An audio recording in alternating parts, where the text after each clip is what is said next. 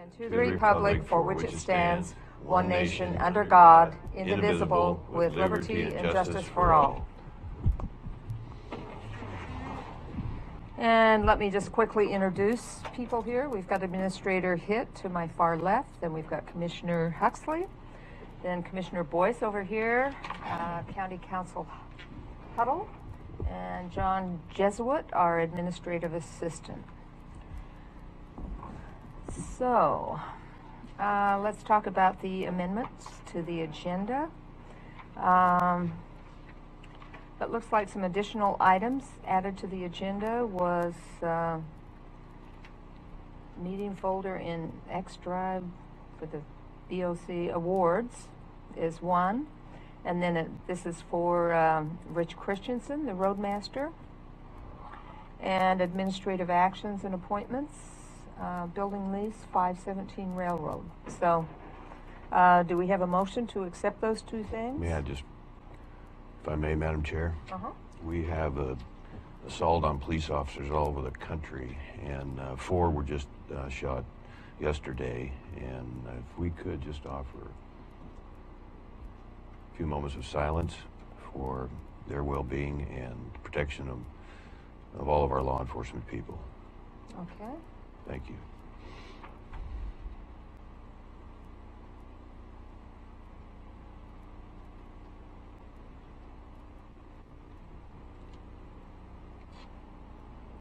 Thank you.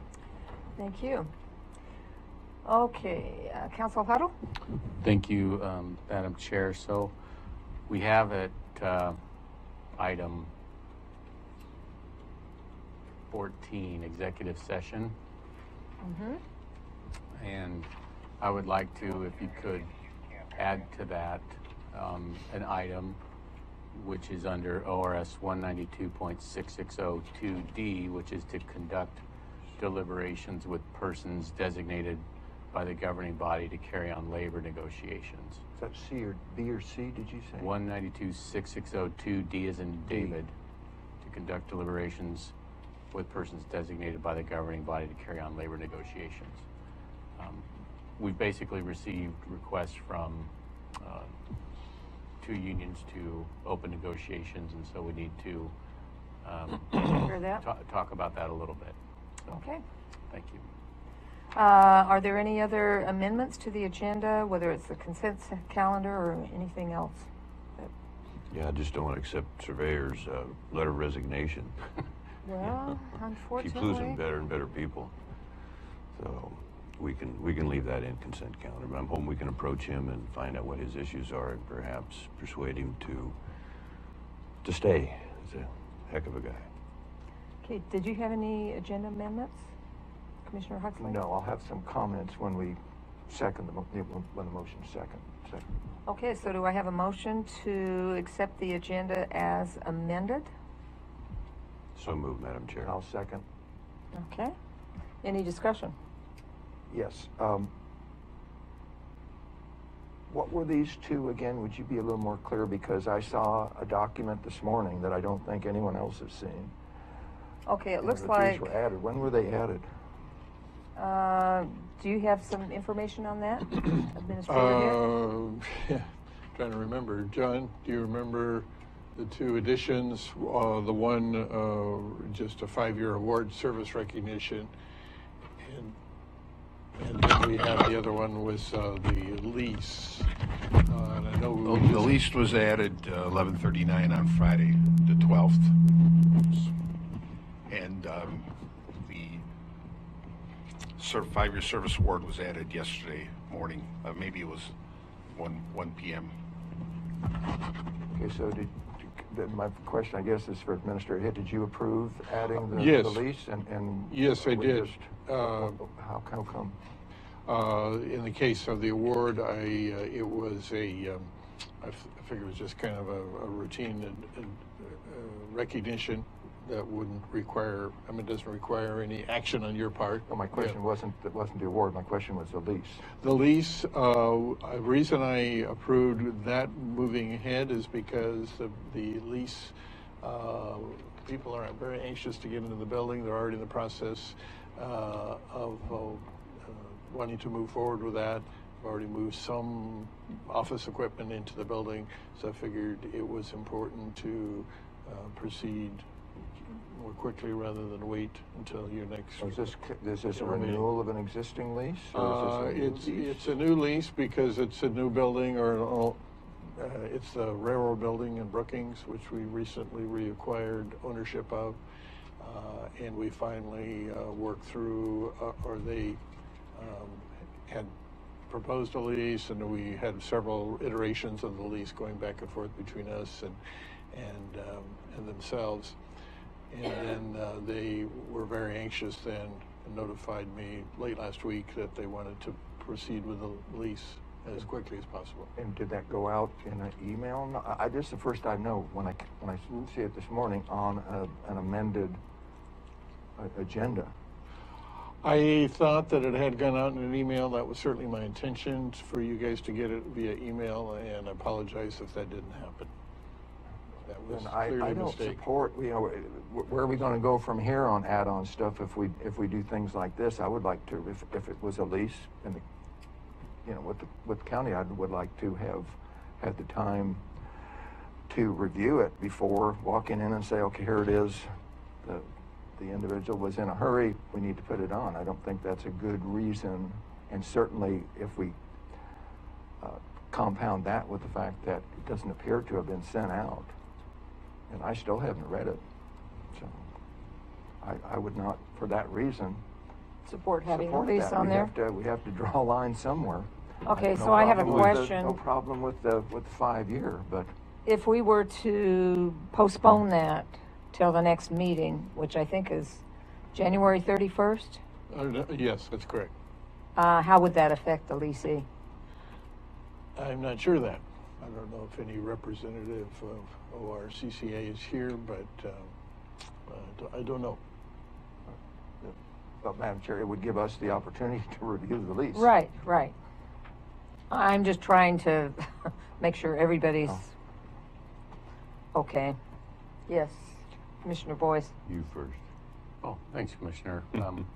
So the lease that's presented here is, I'll call it our standard form lease. It's the lease that we used for renting the space to Oric, David Brock Smith in this building.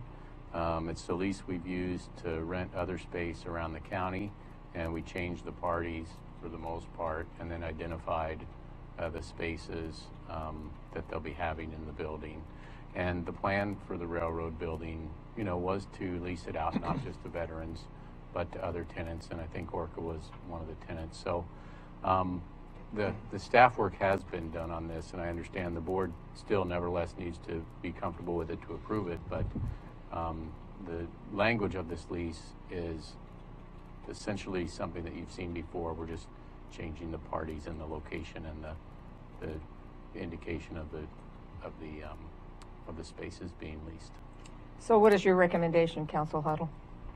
Well, my recommendation, I don't see a reason to continue, but only because I've seen this lease and I looked at it before it got submitted to the agenda. So personally, I don't see a reason to continue, but if that explanation of this lease being essentially the same lease as the board has seen, just in another form with different tenants in there, it's up to the board to approve this. Commissioner Boyce? Thank you. Straight up or down vote today. We've had plenty of time already spent on this in the past. It's time to I don't want to lose another 2 weeks. Let's take care of business, get it done today. Commissioner Huxley? Council, you mentioned Representative Smith's lease, which was an extraordinarily low lease. Is this not the numbers that were determined later by SCDC as fair and reasonable to recoup costs? Is you said it's basically the same? Is the rates the same also? Well, let me take a look. This is going to be $400 per month, and it's for roughly 408 square feet. So it's about $1 a So square it's not foot. even close to what the other lease was. So it's not the same when we talking about where, I'm just not comfortable. Well, that's Without probably the reviewing it. material term that's different, Correct. Commissioner. But regardless, what we're here for right now is just to decide whether you're going to have this on Correct. the agenda to discuss, not to vote up or down on approving this lease. So the issue before the board right now is, do you want to talk about this further today or not? Do you want to put it on the agenda today or not? We're not here to decide the merits of the lease, at least not right now. Correct. Okay. And I motion to defer this until the next general meeting, in which time the commissioners can have. I think there was a motion and a second Okay, I'm sorry. to That's right, approve for the discussion. agenda amendments. I suppose you could be making a subsidiary motion to continue this item. Okay. Withdraw that Right. because there was what was the, could we repeat what the motion was, please? To approve the amended agenda, if I'm not mistaken. Yes, Right. Yes. Okay. Call for the question. No. Aye. Aye. Okay, so moving on. Let's do the award, 5-year service award for Don Hannon, Rich Christensen. I didn't know. Must have been talking about two different awards there. Let me, if I may, first. Is this a different one? Well, we have two. Okay. Yeah. So I'm just going in order of We have a road when they. department and a sheriff's office. Yes. Okay, and we've got that one too. We'll do that next. How's Okay. Let me, if I may, Madam Chair, just introduce Rich Christensen.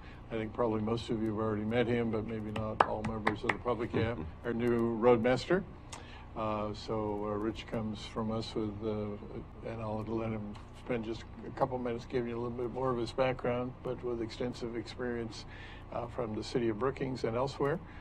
And so he will be running that department, that important agency, for the foreseeable future. And then besides giving a little bit of his background, then he has a presentation as well.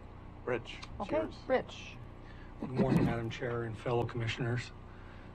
My name is Richard Christensen. A brief rundown of my past. I grew up in Sunnyvale, California, and I started my career back in 1985 with the City of Sunnyvale Road Department. And I worked the last 12 years approximately with the City of Brookings as a public works supervisor and in charge of all the right-of-way, streets, water, sewer, and storm programs. And I'm excited about my new position here with the County Road Department and look forward to all the challenges that are ahead of me. And No challenges here. so I wanted to introduce Don Hannon here. Don Hannon started working for us 5 years ago as a flagger, and he's worked his way up to a road crew foreman.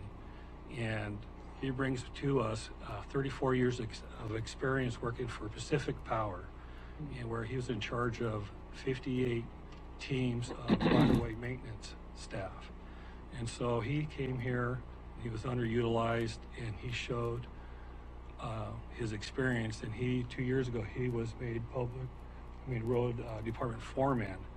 And in those 2 years, we've seen through his practices of herbicide maintenance, spraying the right-of-way, and the way we do maintenance, a 38% increase in production these last 2 years. And so we really appreciate Don's achievements here and look forward to achieving more goals in maintenance and road maintenance. Good. So, Congratulations. thank you. Thank you, Don. Thank you.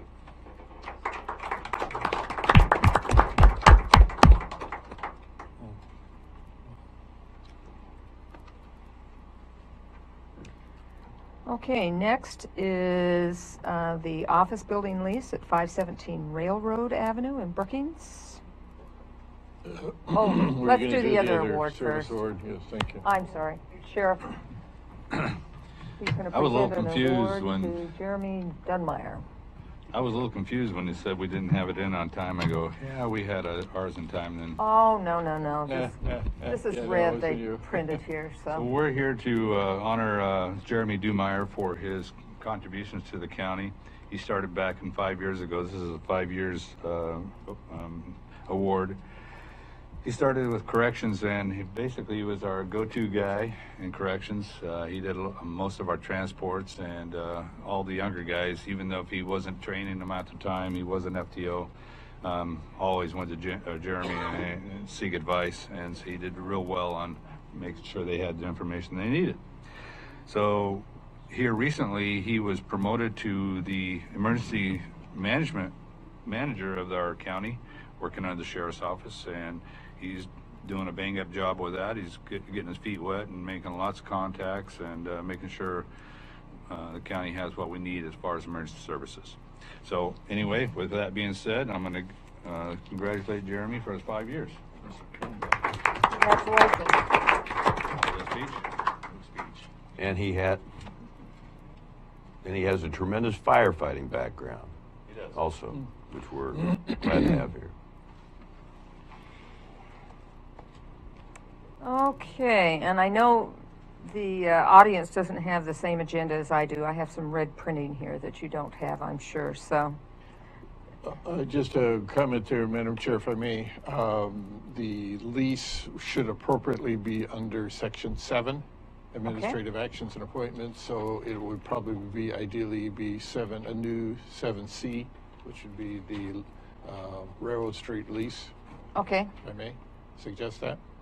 I would agree with that.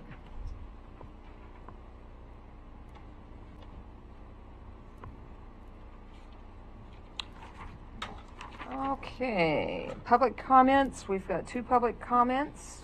First one is Carl King, and I saw him step out. So let's move to David Barnes. You have 3 minutes. I've got 2 rules. You've got to be polite and brief. How's that? Welcome. Welcome. I can do that. Great. Thank you, David Barnes. First, I want to start by, Madam Chair, congratulations on your ascension, if they're due. I know that it's not an easy job, so Commissioner Huxley, thank you for your 2 years of service as the chair of this commission. One thing I'd like to know now, we have Mr. Hitz sitting here. What are the goals of this committee for the year coming? You know, what do we hope to do to better the county during this year? I've noticed a theme over the last year that Commissioner Boyce has ideas that he puts forth. I agree with some, I don't agree with others, but it seems to be the general consensus that both yourself and Commissioner Huxley are no votes to anything that comes up. And you know, I'd like to know what, last year when I asked this question, I was told we want to hire an interim administrator. We have one, so what do you do this year? You know, Curry's in trouble. We need help. We need a lot of work here. And I'd like to know what y'all plan to do to make us a better county this year. Working on updating, if I may, Madam Chair, working on updating my vision and goals for the county. Some amendments required, but some of the issues still are valid, and hoping we don't lose another year. So I appreciate your question, your direct questions. Just to let you know, we are in the process of getting a committee together to discuss possible revenue sources for the county. So, Okay. we are moving forward. Okay. Believe it or not. Have we? All right. Another thing, since I still have time left, I happen to be a patient of the healthcare system in North County. I was in the hospital last week over here, and one of the things in speaking to people over there and other people, I know that Commissioner Gold, you mentioned last year, I know you started championing bringing healthcare to South County. And up here, I had a doctor's appointment with a primary care physician, an introductory appointment in July. I saw him once, he left. I made another appointment to see another doctor in August. My first appointment available was in January. I got a call 3 days before that doctor was no longer with the healthcare system. There's a dire need for primary care physicians and doctors in the Gold Beach area, and you know I think there's programs out there like the Teach America program where they bring teachers into underserved and underprivileged areas and offer to pay off their student loans for doing it.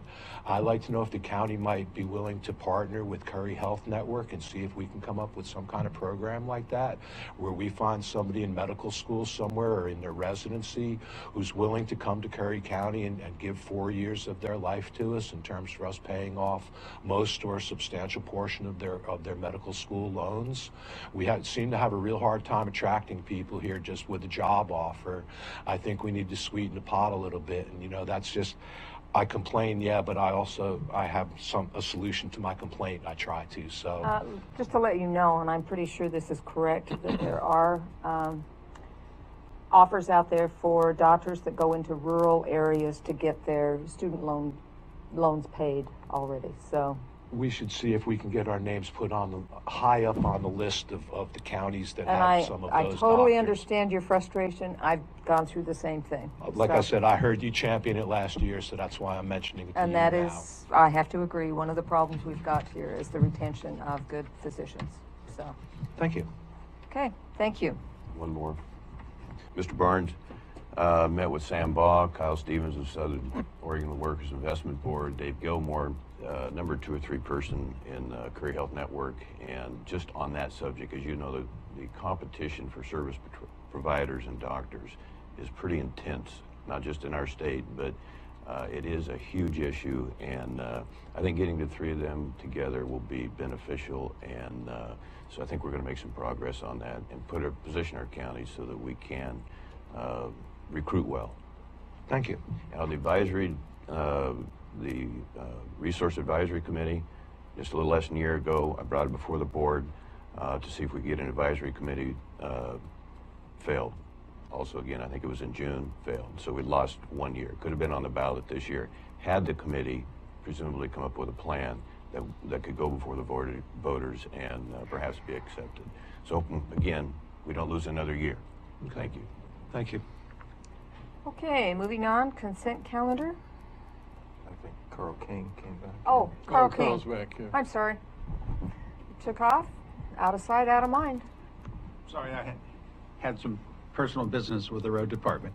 Carl King, Nasika Beach. I am a member of the Citizens Involvement Committee that works with your planning department. You have heard from the Carolyn that there is a wildfire hazard maps coming out and a proposed change of the county statewide regulations dealing with property in areas that are now within those hazard zones. We have been working with Administrator Hitt and Carolyn with funding provided by the Gold Beach Rotary Foundation to provide a state-of-the-art workshop on these new regulations by live streaming from this room into people's homes, into satellite locations in Port Orford and in Brookings.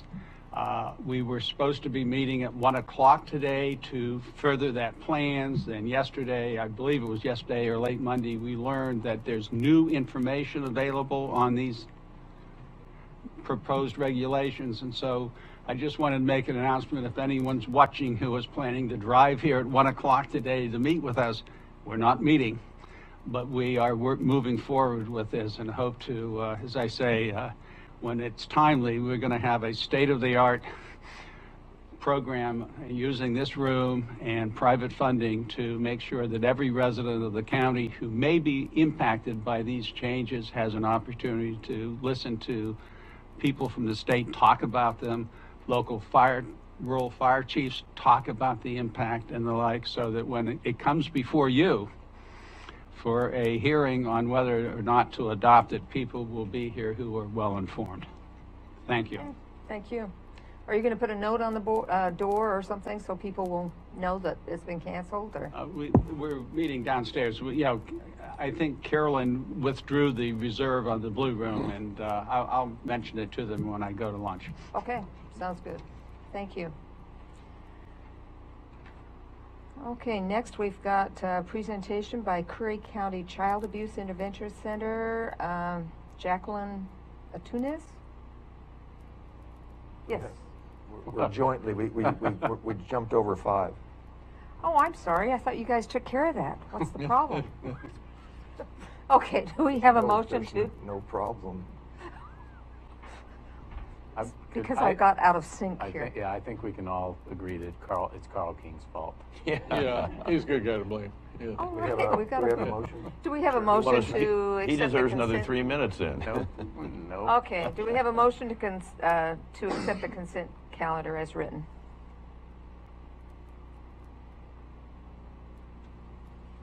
I had a question. Did we make any additions to the consent calendar in these I don't. additional notes or not? No. I don't believe we Okay, did. then I would motion to approve the consent calendar as listed. Second, Madam Chair. Any discussion? Okay. Call for the question? Aye. Aye. Aye. Okay, now we can move on. Curry County Child Abuse Intervention. Is Jacqueline Atunes here? You are? Okay. John Jesuit. Give it to the techno retard here. Setting that up. Have that brochure. Thanks, Jackie. Thanks, Jackie. Thank you.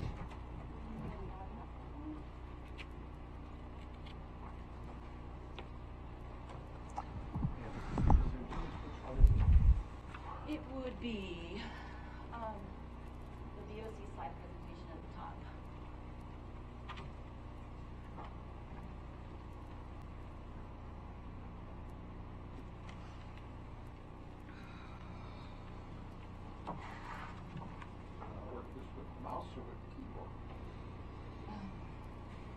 I can do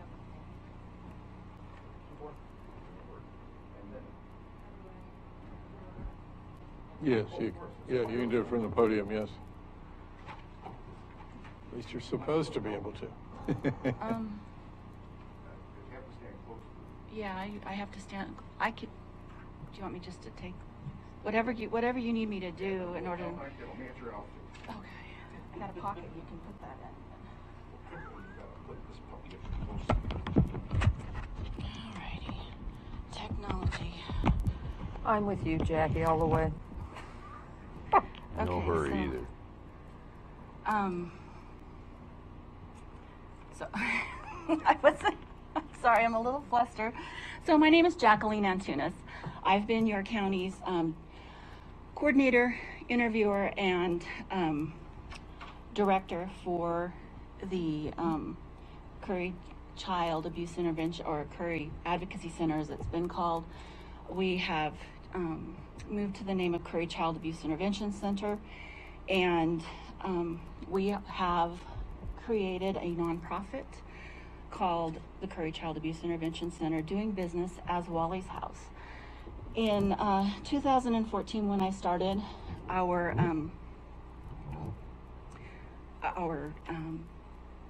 offices were in the basement of the courthouse, which are not conducive to making a non-intimidating and child-friendly environment within which to do our interviews of children who are alleged to have been victims of child abuse and child sexual abuse.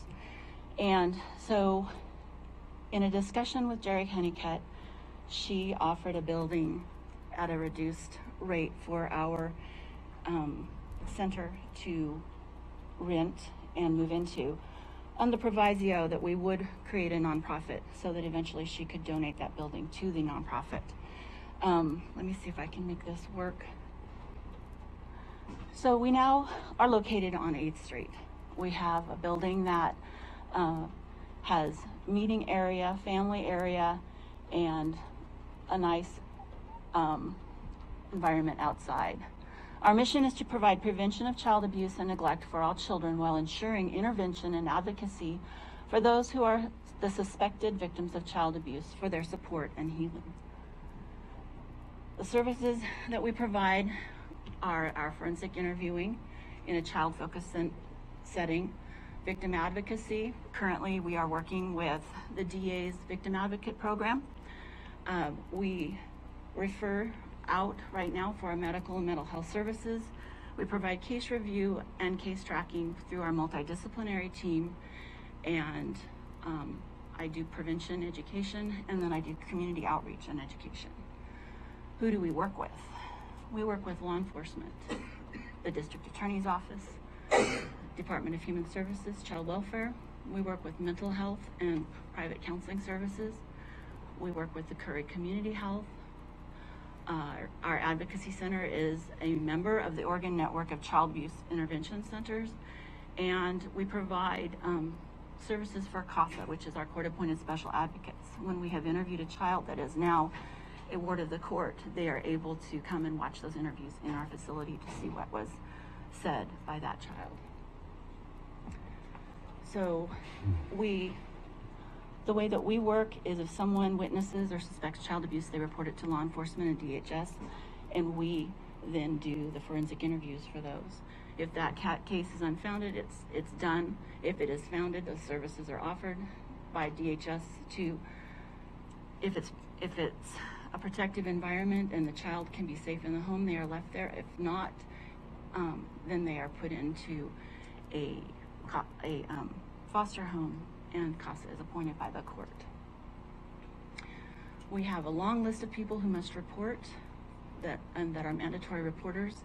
They include your physicians, your nurse practitioners, school employees, any licensed child servicing agency, including daycares, alcohol and drug treatment programs for adults, your clergymen and pastors, your family therapists, the list goes on. We address all types of abuse. We are even beginning to do what other centers do and interview children who are witnesses to domestic violence. That was something that was not a priority and is now becoming something that we around the state believe is in a child's best interest, to make sure that their home environment is safe and non-threatening.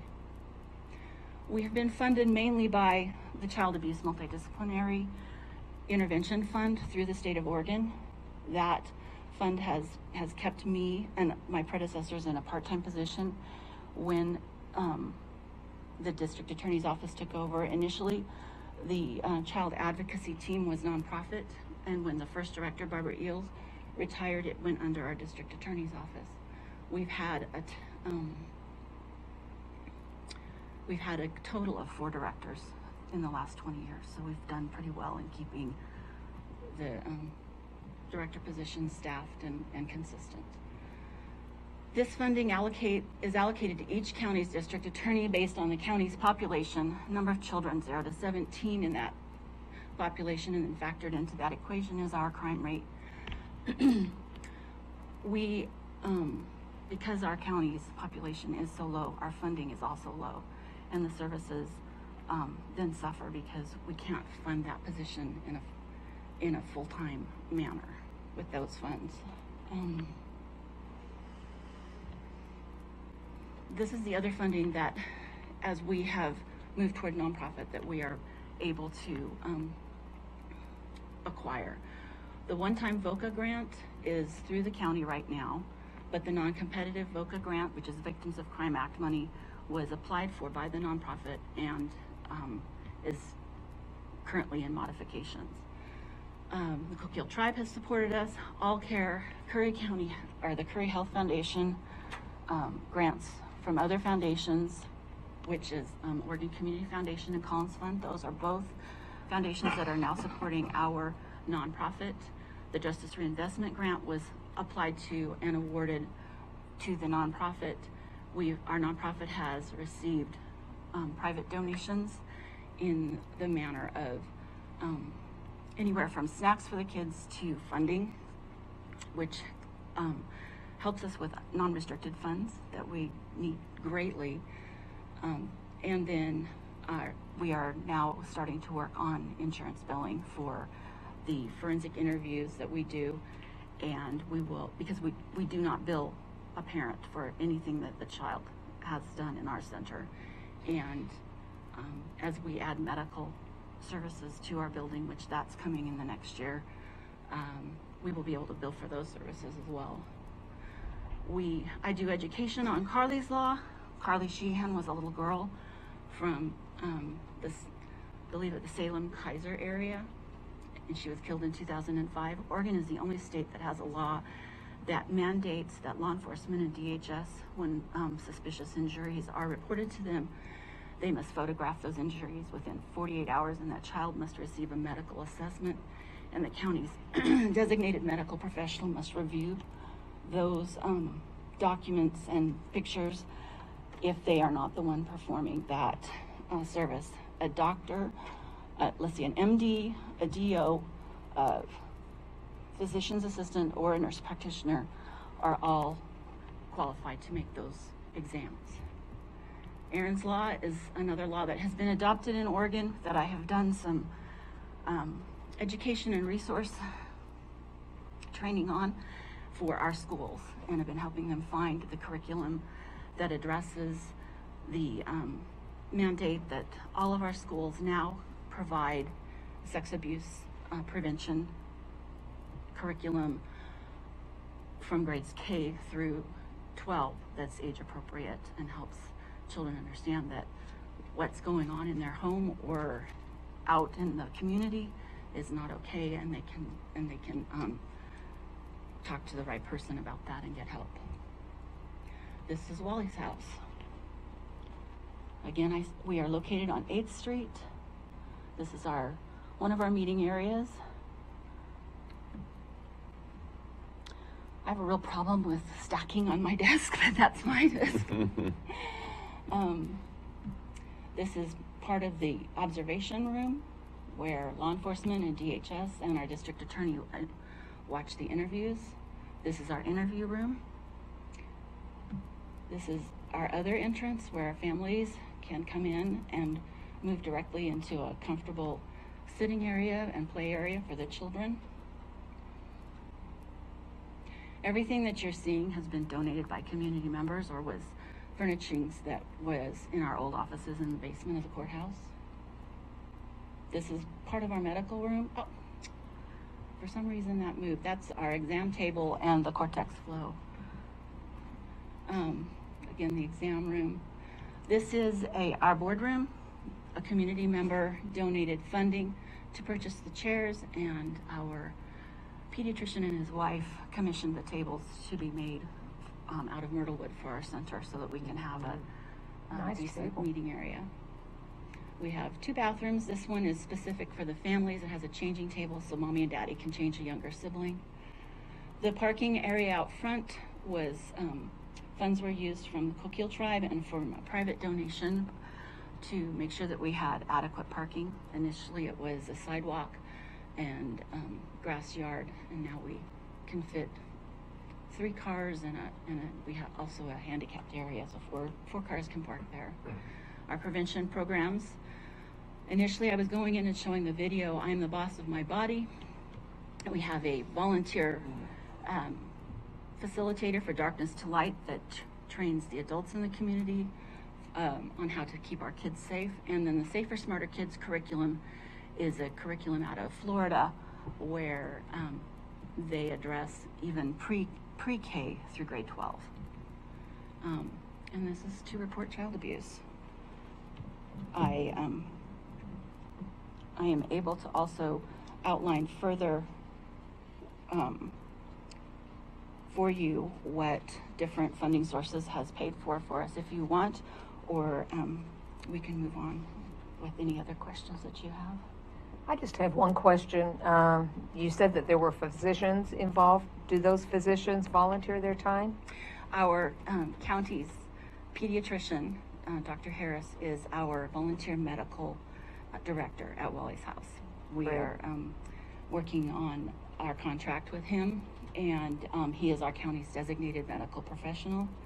Our children that have to report to the ER for our Carly's Law cases, I've done a presentation for the ER staff for that, and we have, I think one of my favorite doctors that works ER on rotation is Dr. Moon. He's worked in other counties doing Carly's Law cases, and he does a bang-up job getting what we need and then getting it to Dr. Harris to review. Good. So Any we other are- questions? Commissioner Boyce? Well, needless to say, you have a tough job, and I really appreciate you coming today. What you have accomplished at Wally's house, you and your board, is just be encouraged. It just very much appreciated, very much a necessity. And I encourage the board members, if you have a chance, to go see that. Pictures are great, but it is just tremendous. I'm really disappointed that Cortex Flow didn't show up. I call her Corey, and she's pretty cool. She's a big touch screen and a regular camera with a filtered light that appropriately shows the skin tones and injuries accurately, and it photographs and saves those photographs and then keeps them safe. It's backed up twice in a hard drive and is not on our internet, so it's not hackable. Good. The nonprofit has been making great strides. We have, as I said, we have grants now from Collins Foundation, the VOCA non-competitive grant, and the Oregon Community Foundation, and we have listed jobs or openings for the job of advocate and a part-time administrative assistant to work for the nonprofit. So we will be able to track our cases and respond to our cases and provide advocacy in-house that is greatly needed. Good. Any other questions? Madam Chair, I had a question. Yes. Hi, Jackie. Could you back the slide up? And I don't know if Charles was listening, if he could put that slide on to the report. Oh. There you go. Thank you. And then when you were talking about this in the beginning of your presentation as well, I had the question is, are you all someone people can report child abuse to? So, okay, you're not. We take referrals from law enforcement and DHS. I have had calls of people reporting abuse, and if they leave their number, I have called them back and given them the number to the appropriate resource. And then the other thing is, I don't know if we have your PowerPoint in our packet. No. The answer is no. We do not. Will we get a copy of that? Would you like a copy? I think so. Okay. So, but that's all I had, Madam Chair. Thank you. Okay. And I love your desk, messy. That's fine. Any other questions or comments? Thank you so much, Jackie. Okay, administrative actions. Oh, I'm sorry, Del Norte County Economic Development. She made it. All right. Good. Nothing like running from the courthouse over here. Van Haynes. How's everybody this morning? Good, it's not raining. So far. Do we have the presentation up here? Did we? Hers is in the packet. It was in the packet, yeah. Yeah, it was in the packet. Okay, if you guys, I just want to briefly Page touch on. 18, Yep. if that helps, Joan.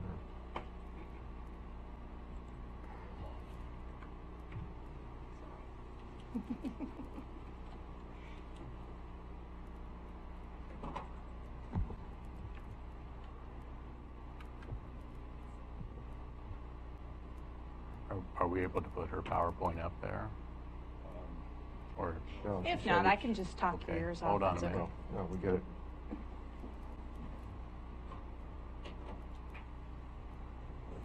This is Mr. Wizard.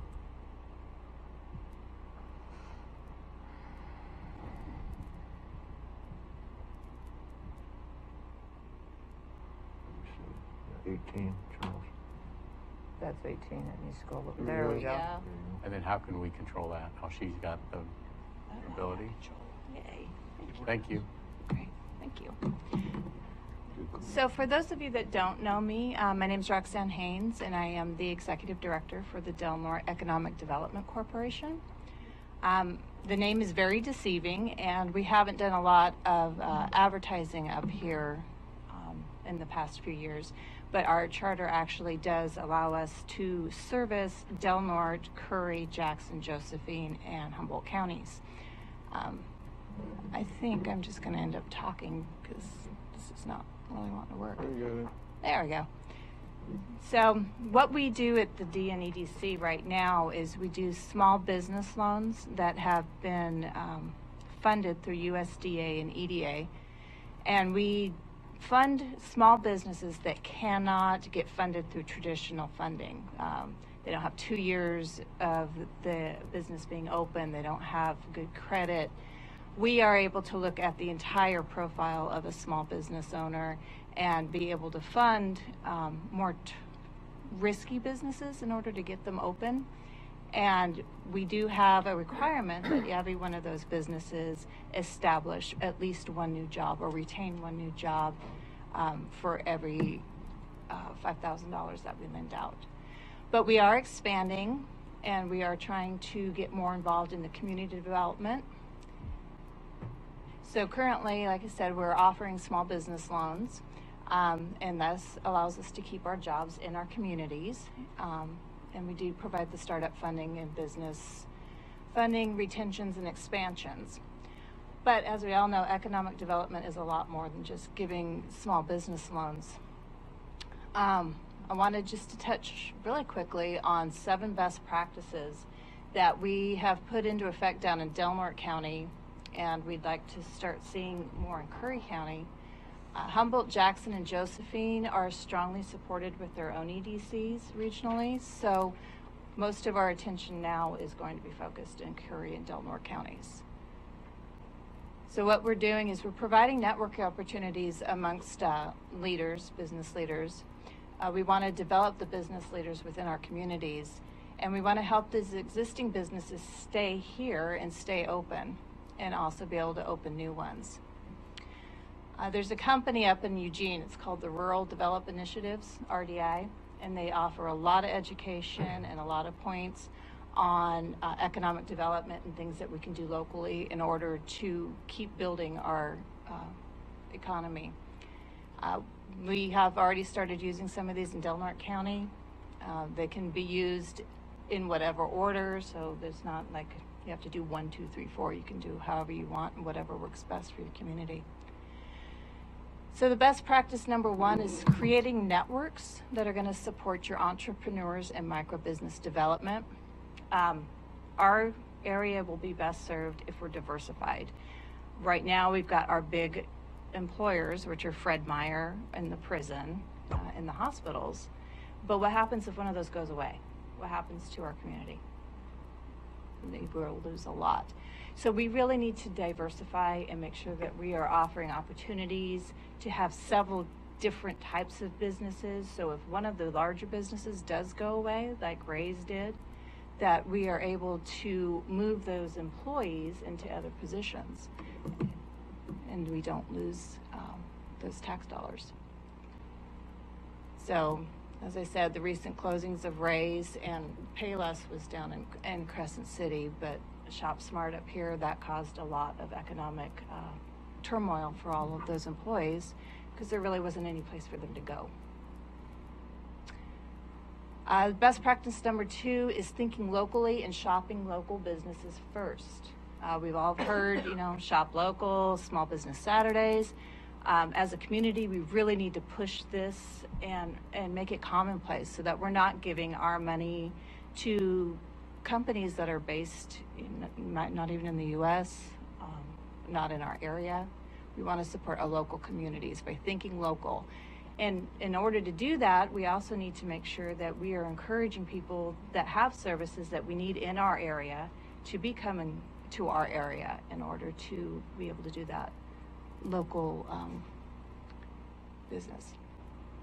Examples of this practice include Small Business Sunday, Small Business Weeks. Both of these are being implemented in our county, but again, we don't hear it a lot. It's not, you go to other communities, you see signs everywhere, shop local, support your local business. I think as a community in Curry County, we really need to make that our motto. We want to retain and grow our local businesses. We have a lot of great businesses here that are struggling because of what happened over the summer with the fires and then the fishing season being very poor this year. It's caused a lot of businesses some hardship, and we want to, as a community, make sure that we're utilizing all of the resources available in order to help those businesses remain open and keep their doors open until they can get back up on their feet again. We have examples of this practice. There's the South Coast Development Council, which is here today. Also the SBDC, which is a great organization, and they help young people and people starting out in business create business plans, look at financials, and they do this at a nominal fee or sometimes no fee at all. This is something that's taking place down in Crescent City. I don't know how many of you spend any time down there, but we saw it in Port Orford, and I'd really like to see it in Brookings, and that's the downtown revitalization.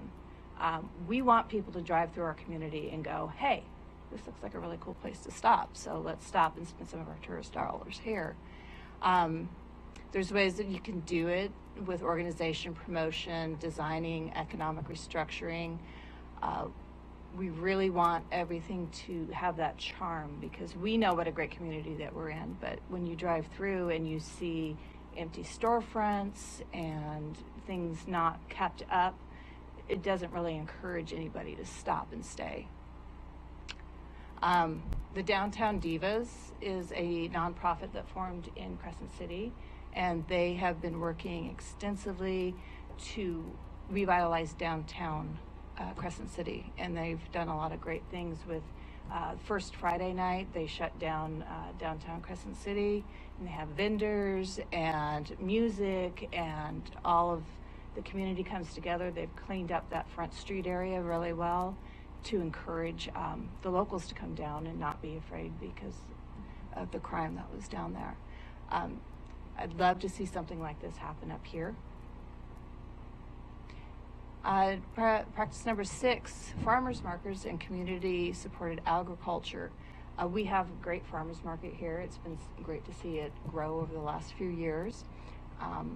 We really want to make sure that we're encouraging, our local people to come and support this and make it a success, rather than, again, giving those dollars to corporate America. We want to keep that money with our growers and our ranchers.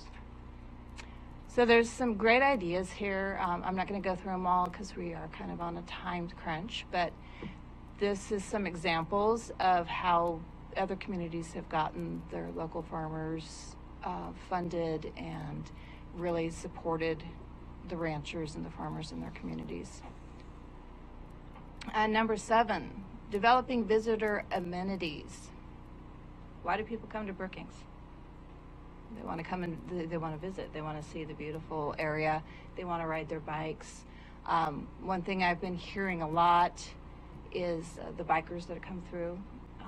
They are looking for housing, overnight, cheap hostels, yurts, things like that really encourage them to ride their bikes through here.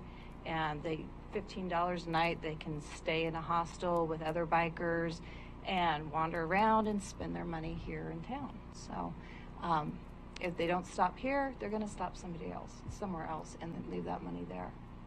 So that would be something that we might want to look at. Here's some examples of these festivals and organizations bringing tourist dollars in. You see here at Arcado, they have the Oyster Festival. We have the Slam and Salmon here, but again, when there's no salmon, there's no festival. Slammin'. So I think we have so many great things in Curry County that we should be able to find some sort of a festival to celebrate, all of the great things here. This is Mount Shasta. I don't know how many of you are familiar with Mount Shasta. It's my hometown, so I'm a little prejudiced. But every year they do this huge tree lighting ceremony in downtown Mount Shasta, and it brings in a lot of tourist dollars.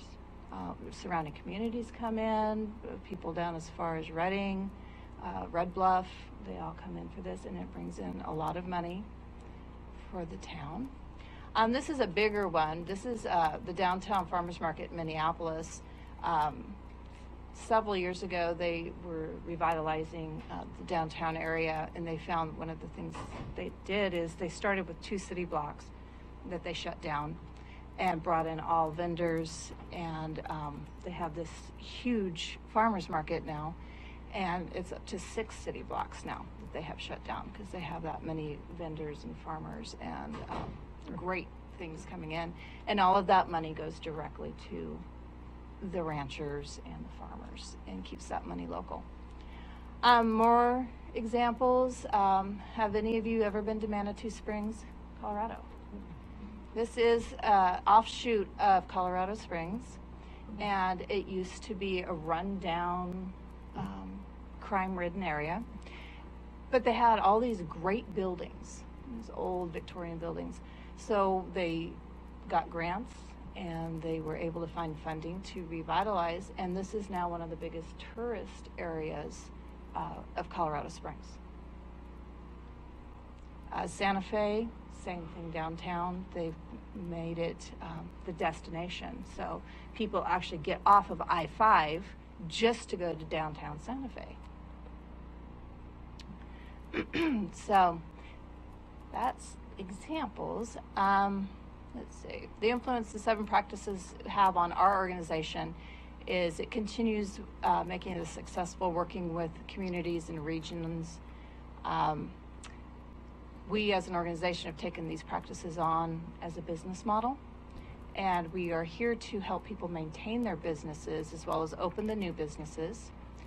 I have clients come in every day with great business ideas,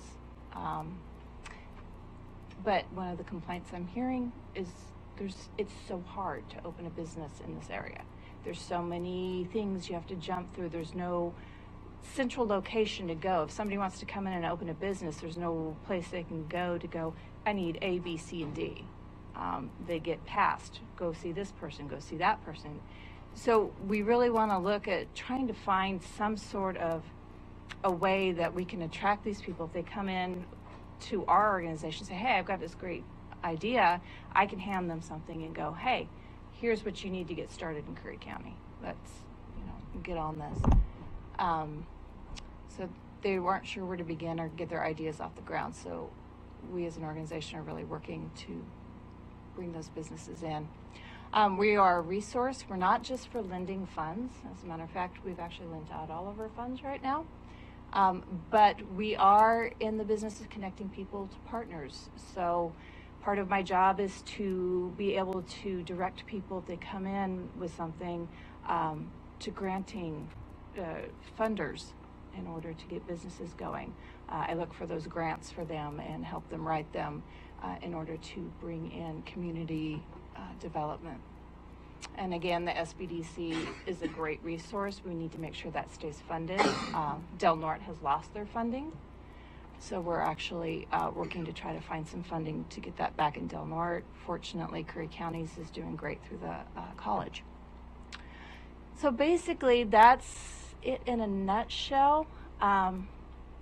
In the next few years, our business plan is really to be working with the community leaders here in Curry County and really drive an economic focus. And I'm hoping I can work closely with all of you in ways to continue to help build up our area. Good, thank you. Unfortunately, we've got 2 minutes till the public hearing, so if someone's got a question, ask it quick. Okay, great. Nope. Didn't want to answer any anyway. Oh, sorry. Just one quick question. Sure. Your loan fund, and I realize you said you don't have any currently available. Did you do micro enterprise lending or SBA or a little bit of both? We are actually getting certified now to be an SBA lender. Okay. What happened is in 1976 we got $1.5 million grant from the EDA, and we have about another $1 million that we have received from the USDA. And they're called revolving loan funds. Okay. So we lend them out, and then as they're paid back, we relend them to new businesses. And currently, they are all lent out. Okay. Any other questions? Okay. Thank you so much for coming, and no problem. It's been very informative. Great. Okay, we're going to move on to the public hearing. It starts at 11 a.m., so we've got like almost 30 seconds before we start. So Carolyn, you're going to be in charge of that, so if you want to get in place, ready to go.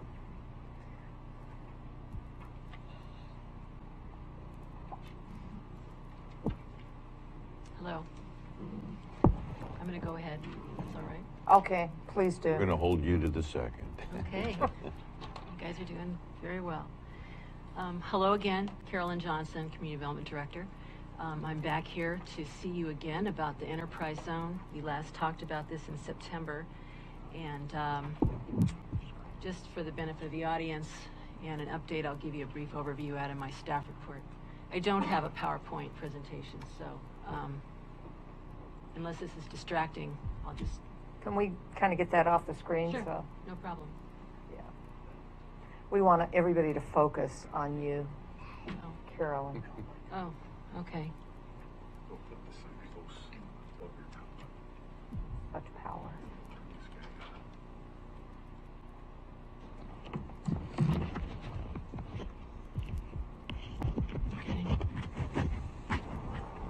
Okay, are we all set?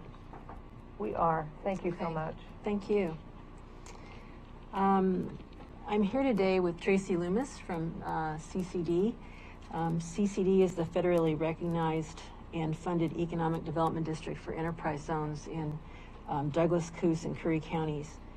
Back in December of 2016, the board had reviewed a proposed enterprise zone concept and a map identifying the zone locations. We were directed to revise the map and come back. We came back to you in September with a new map and went through some discussion on that. And the direction was provided again to revise the map to include the Pacific Gales Golf Course area. If the board approves this enterprise zone, it will include properties that are outlined on the map that you see up there. It's a little hard to distinguish it because it is such a big area, but essentially we'd be looking at areas in heavy commercial, public facility, industrial, rural residential, rural resort commercial, rural industrial, and exclusive farm use land was added last time to accommodate the Pacific Gales Golf Course. There are lots of different things that could happen in these areas that are outlined in your zoning code and your staff report. And unless there's questions on that, I'm gonna just refer you to the report. Tracy is here from CCD, and I'd like her to be able to say a few words about what the enterprise zone offers. The recommendation here today is for the board to move ahead and adopt the zone as we've presented. So I'll be available for questions when Tracy's done if you'd like to ask. Thank you, Carolyn. Sure. I'll set you up.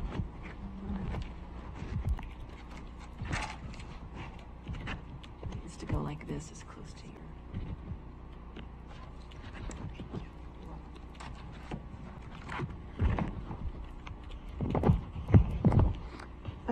Good morning. The enterprise zone, as we've talked before, it's I use the term a lot. It's like one more overlay for the communities, the county to maybe represent, get out there and maybe attract a new business. Maybe a lot of the focus these days are taking our businesses that we have now and grow them. So this is one alternative, one more thing that we can offer a business to stay in the area, grow in the area, or come new to the area. This is a state program. It's all in statute. It's big. It's complicated, but basically, when you're in an enterprise zone, you get a basic 3-year. That's abatement from any new taxation within that area.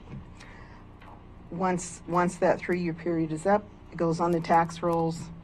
Taxes are collected as they normally would be. The state has stringent rules on employment.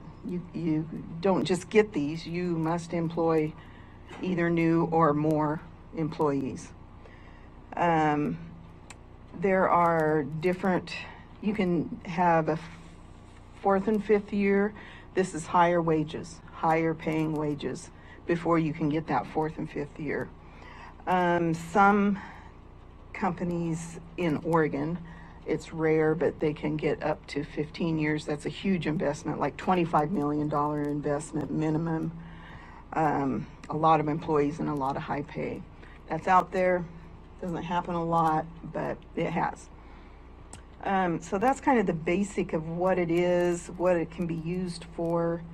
As Carolyn said, CCD is the enterprise zone managers for all enterprise zones in Coos and Curry and Douglas counties. This is a new zone. Curry County has one existing zone right now in the Gold Beach area. How successful has that been in the Gold Beach area? There has been little to no usage. I've been with CCD for 10 years. I think there was one business that I think it was an existing business. So it's been slow. The downturn several years ago, it was there just wasn't movement in our counties especially. Right now we see a uptick in interest in virtually every enterprise zone. We've been hopping with requests and meetings and some good discussion, whether they get to the point of moving there or expanding or not. But it helps. It's helped some of these areas. Okay, when you first started talking, you talked about no new tax for 3 years. Is that correct? So they will be paying the existing taxes, but no extra on top of that. Right. So anything that's on the tax rolls, which is of course all the land, an existing building perhaps, that remains on the tax rolls. Okay. The way it's set up is any new construction, any improvements, the personal, the machinery and equipment that qualify, not a forklift that can be driven off to another location, but things that are basically bolted down. And this is it's more of a manufacturing type thing. It's not your retail fronts. And an example I like to use is we have a current, there's a brewery in the back, retail up front. That in the back is still part of something that's eligible. The front might not be. So, it's just little incentives maybe sometimes for our little businesses to grow. But you are seeing more interest right now. Yes. Good. Yes. Any other questions, comments? Well, just comments, if I may, Madam Chair. In my experience, at least any larger scale businesses, and by larger scale, I'm just going to arbitrarily say 20, 25 employees or more, virtually always ask for or seek enterprise zone. So it's kind of known out there. If you've spent any time in Oregon or are looking at Oregon, even if you're relocating from another state. So I think it's definitely something any economic developer, a tool they want in their toolbox. Absolutely. And Art Fish, who is the state, our contact, and he's been there for way longer than I've been with CCD, and he knows it frontwards and backwards. But basically in all 50 states, virtually in most of the countries, there is some sort of incentive that the states want, or the small countries want, or the big countries want, that will lure, so you can, and rural, you get a little bit more than the urban. The urban has things that rural does not. So you're kind of getting on the same playing field. It's a way. Okay. Any other comments or questions? Was Carolyn Johnson going to come back up for questions, or had? Yeah, she'll be up here when too. When she comes back. Okay. Thanks, Tracy. You're welcome. There you go. Certainly. Okay, when we first discussed this, and I think you referenced back in September or sometime last year, you were asked to bring back the specific listing of the parcels with the tax lots, townships, ranges, which you did. Yes. And that's most of these pages. Also because the map really didn't give you an idea at all for any specificity. Even when you blow it up that much, you were going to bring back, I thought, some additional, more detailed maps. Or not seeing it, are these available on the the GIS system where somebody can go and actually see what the parcels are, because you can't. You You can, can't even make out the colors. okay, you can utilize the numbers that are identified in the first attachment to this resolution and plug it into GIS and Okay, see where they're okay, and then go located. see what's there. And I also brought some smaller copies, if anybody wants to look at them, of the maps. They're still a little, they're difficult to discern. The other option we had was to try to break the county up by section, but we ended up not going that route, so. Administrator Hitt? To follow up on Commissioner Huxley's question, would you be able on the big map to show us about where the Pacific Gales, because that is part of this, is that correct? The Pacific Gales property? Yes, it is. Could you show, are you able to? If you see that little, it's a little purple arrow up there to the west of where you see sixes. I believe that's it. Okay. And I think someone from Pacific Gales is here as well to speak. They might be able to fill you in on their plans and their interest in this as well. Okay. I'm looking for room for Amazon. They're taking bids from all over the country. Isn't it 10 billion? Yes, for if the I new may, though, plant? Commissioner, they set out a parameters of what they're looking for. Everybody's being secretive, not to play their No, hand but on so what they're many- willing to offer. Yeah, so many range of a major international airport, so many percent of we just people lost, with okay. advanced college degrees. I looked through that just out of curiosity as a former economic amazing. developer, and I don't think we met any of them. Pretty sure we didn't. So my best friend's not going to be close? Probably not. Oh, crap. Be great if we did. I would be all over it, but. Could I correct a statement I made a moment ago? The Pacific Gales location would be just north of Port Orford. It's So in is blue. that kind of in the blue there? It's in Or blue, yes. Sorry about that. Magenta, whatever color that is. Okay, any other comments or questions? Can't really make anything Yeah, out. yeah. And I've looked. Do we have, I guess I would go to public comment now. Is there anybody that has public comment? And state your name when you get up here, Mr. King. Carl King, Nasika Beach. I spent several decades of my life doing development work and continue to follow development. These zones do more than attract jobs, they attract support for community activities.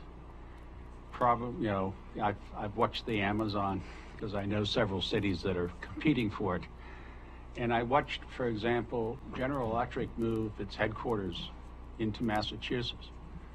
And it has already, within 2 years, donated to the community support as much as they got in tax breaks to come. Recently, the large pharmaceutical companies are making, in Greater Boston, are pledging millions of dollars to improve the science education in the public schools because they need educated employees. And I think if we do this, not every company that takes advantage of it will do it, but I think you'll see that the companies that you can attract will invest in our communities and in our education system. And I certainly think this is something that Curry County should do.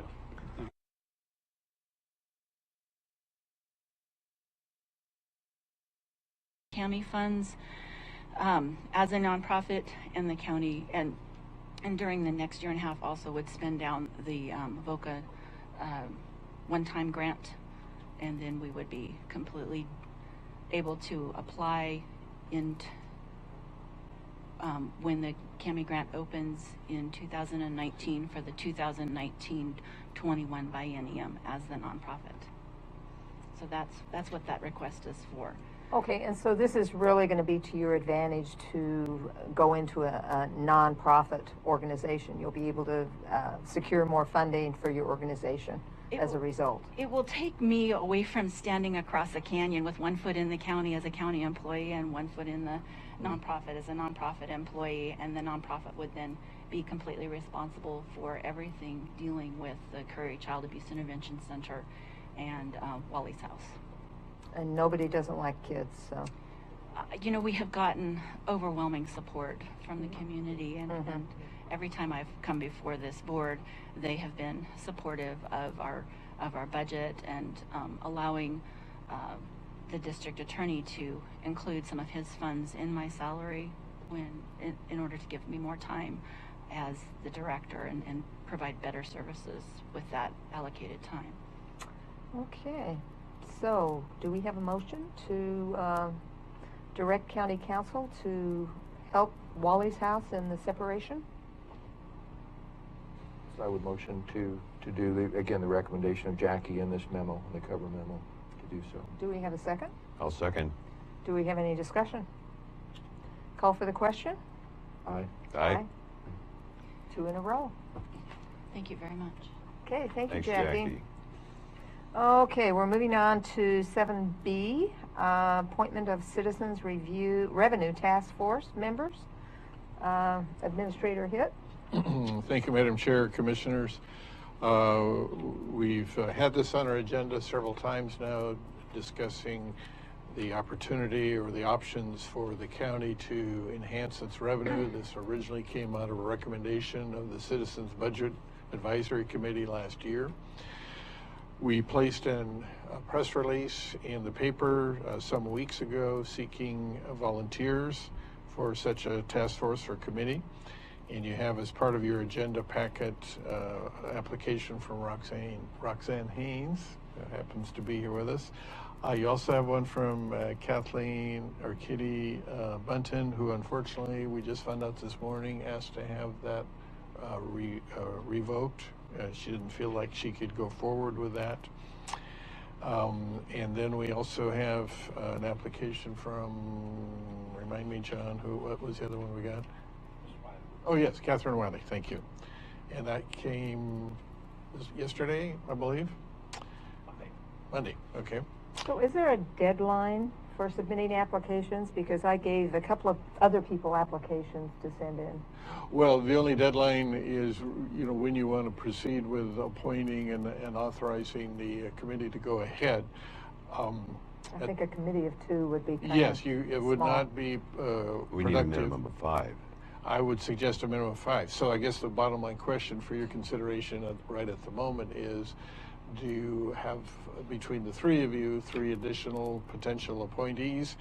And if not, we can just simply defer this to a future meeting. I'm kind of the opinion that I'd like to defer it because I'd like to get together with, right now we've kind of got citizens, we've got someone from economic development, which is good. If we could get possibly a restaurant owner, I was thinking maybe the restaurant owner at Spinners would be good.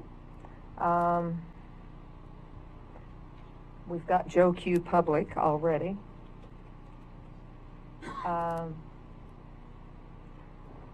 Possibly a business owner too, retail. Because I think we're kind of doing a thrust on some sort of a tax, sales tax. Potential. So those folks need to be involved, I think. Okay, Commissioner Huxley. Well, clearly it was disappointing. When we talked earlier, a month or less ago, that doing something like this over the Christmas, New Year's was not the preferred time, but it's still disappointing that we would have to go out to try and recruit. I mean, that's not, clearly that was not the intention. What do you attribute? Any comments that you've received? It's just disappointing. Yes, we had one other person contact us via telephone a week or 2 ago She asked for an application. We sent it out. She seemed to be very interested in participating, and then we followed up with another call because we hadn't gotten the application. Well, I felt, changed my mind, felt I'm going to be too busy. So I don't really have a good reason or a good explanation for you. I think it may help for us now that we're past the Christmas and New Year's season here to try once again and maybe put it on an agenda for perhaps a couple of weeks from now, maybe February 7th meeting. Okay. If that's your preference, I think that would make a lot of sense. I mean, the preferred way to get volunteers is not to go out and recruit them. It's just. I'm going to kind of disagree with that. Pardon me? I'm going to disagree with that because a lot of times people want to be asked. And if you go to them face to face and ask them, it's hard for them to say no. Maybe I'm. Well, but are they doing it for the right reason? But anyway, it's just, it's unfortunate that we didn't have, as we do in certain types of committees, where we have, like on the Fair Board, we have more that apply. It just, that would have been a hope. That would have been my hope. That we But my guess is a lot of those people were approached. A good turnout, In fact, I know they were. But, Commissioner Boyce? Thank you, Madam Chair. In retrospect, looking back, I wish now that when I originally proposed this a year ago before the board that I would have just taken it on my own initiative and went to the business community and probably could have had a good plan for the board to review and then put before the voters. So I may just take this on my own because I see snail's pace on this. We're sitting at about 14 months that we've lost, and if there are other revenue options for this county, I think it'd be best for me just to take that responsibility and see if I can put a group together that is still willing to do the work. And there has been substantial work done on that in past years. So I'll further review that and just determine if that's the best way to go, and hopefully have something fairly soon for the board to take a look at. How about this? If you can get some people to apply, and maybe I can get some people to apply, and maybe Commissioner Huxley can, let's do that. And then go from the applications there. What do you think about that? Well, it has to be a pretty strategic committee that is willing to roll up their sleeves and has a history of working well with others, and so I'll just take that under consideration, Madam Chair. Okay. So we will defer this, it sounds like, until what did you suggest? February 7th, give us enough time to get February another press 7th. release out there. Okay, that's a little less than a month. Yep. I think we could do that. And I do want, if I may, Madam Chair, thank Roxanne and Catherine Wiley for applying. Appreciate their interest in the future economic fate of Curry County. So Good. Very glad that at least we had two. so I assume we still do have two. Is that correct? Yeah, we've still got two. You're not withdrawing, right, Roxanne? All right, love it. That's I don't part see of her Catherine job. She here. can't. Well, I actually live here too, so. Yeah, she Okay, lives in so she Brookings, has- correct? Yes. Yep. Some interest. Great. And I would support what you're saying to bring it back and hopefully get some people that want to, for the right reasons. Okay. To Sounds good. Okay, moving on, let's talk about the Railroad Street lease.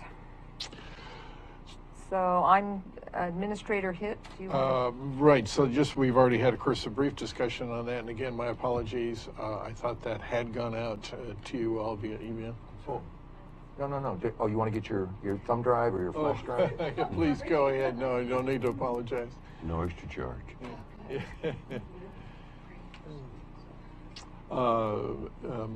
That didn't go out to you. It should have. I certainly recognize that was a misstep, and I'll certainly take the blame for that. I should have followed up and make sure you had received that, and I didn't do that.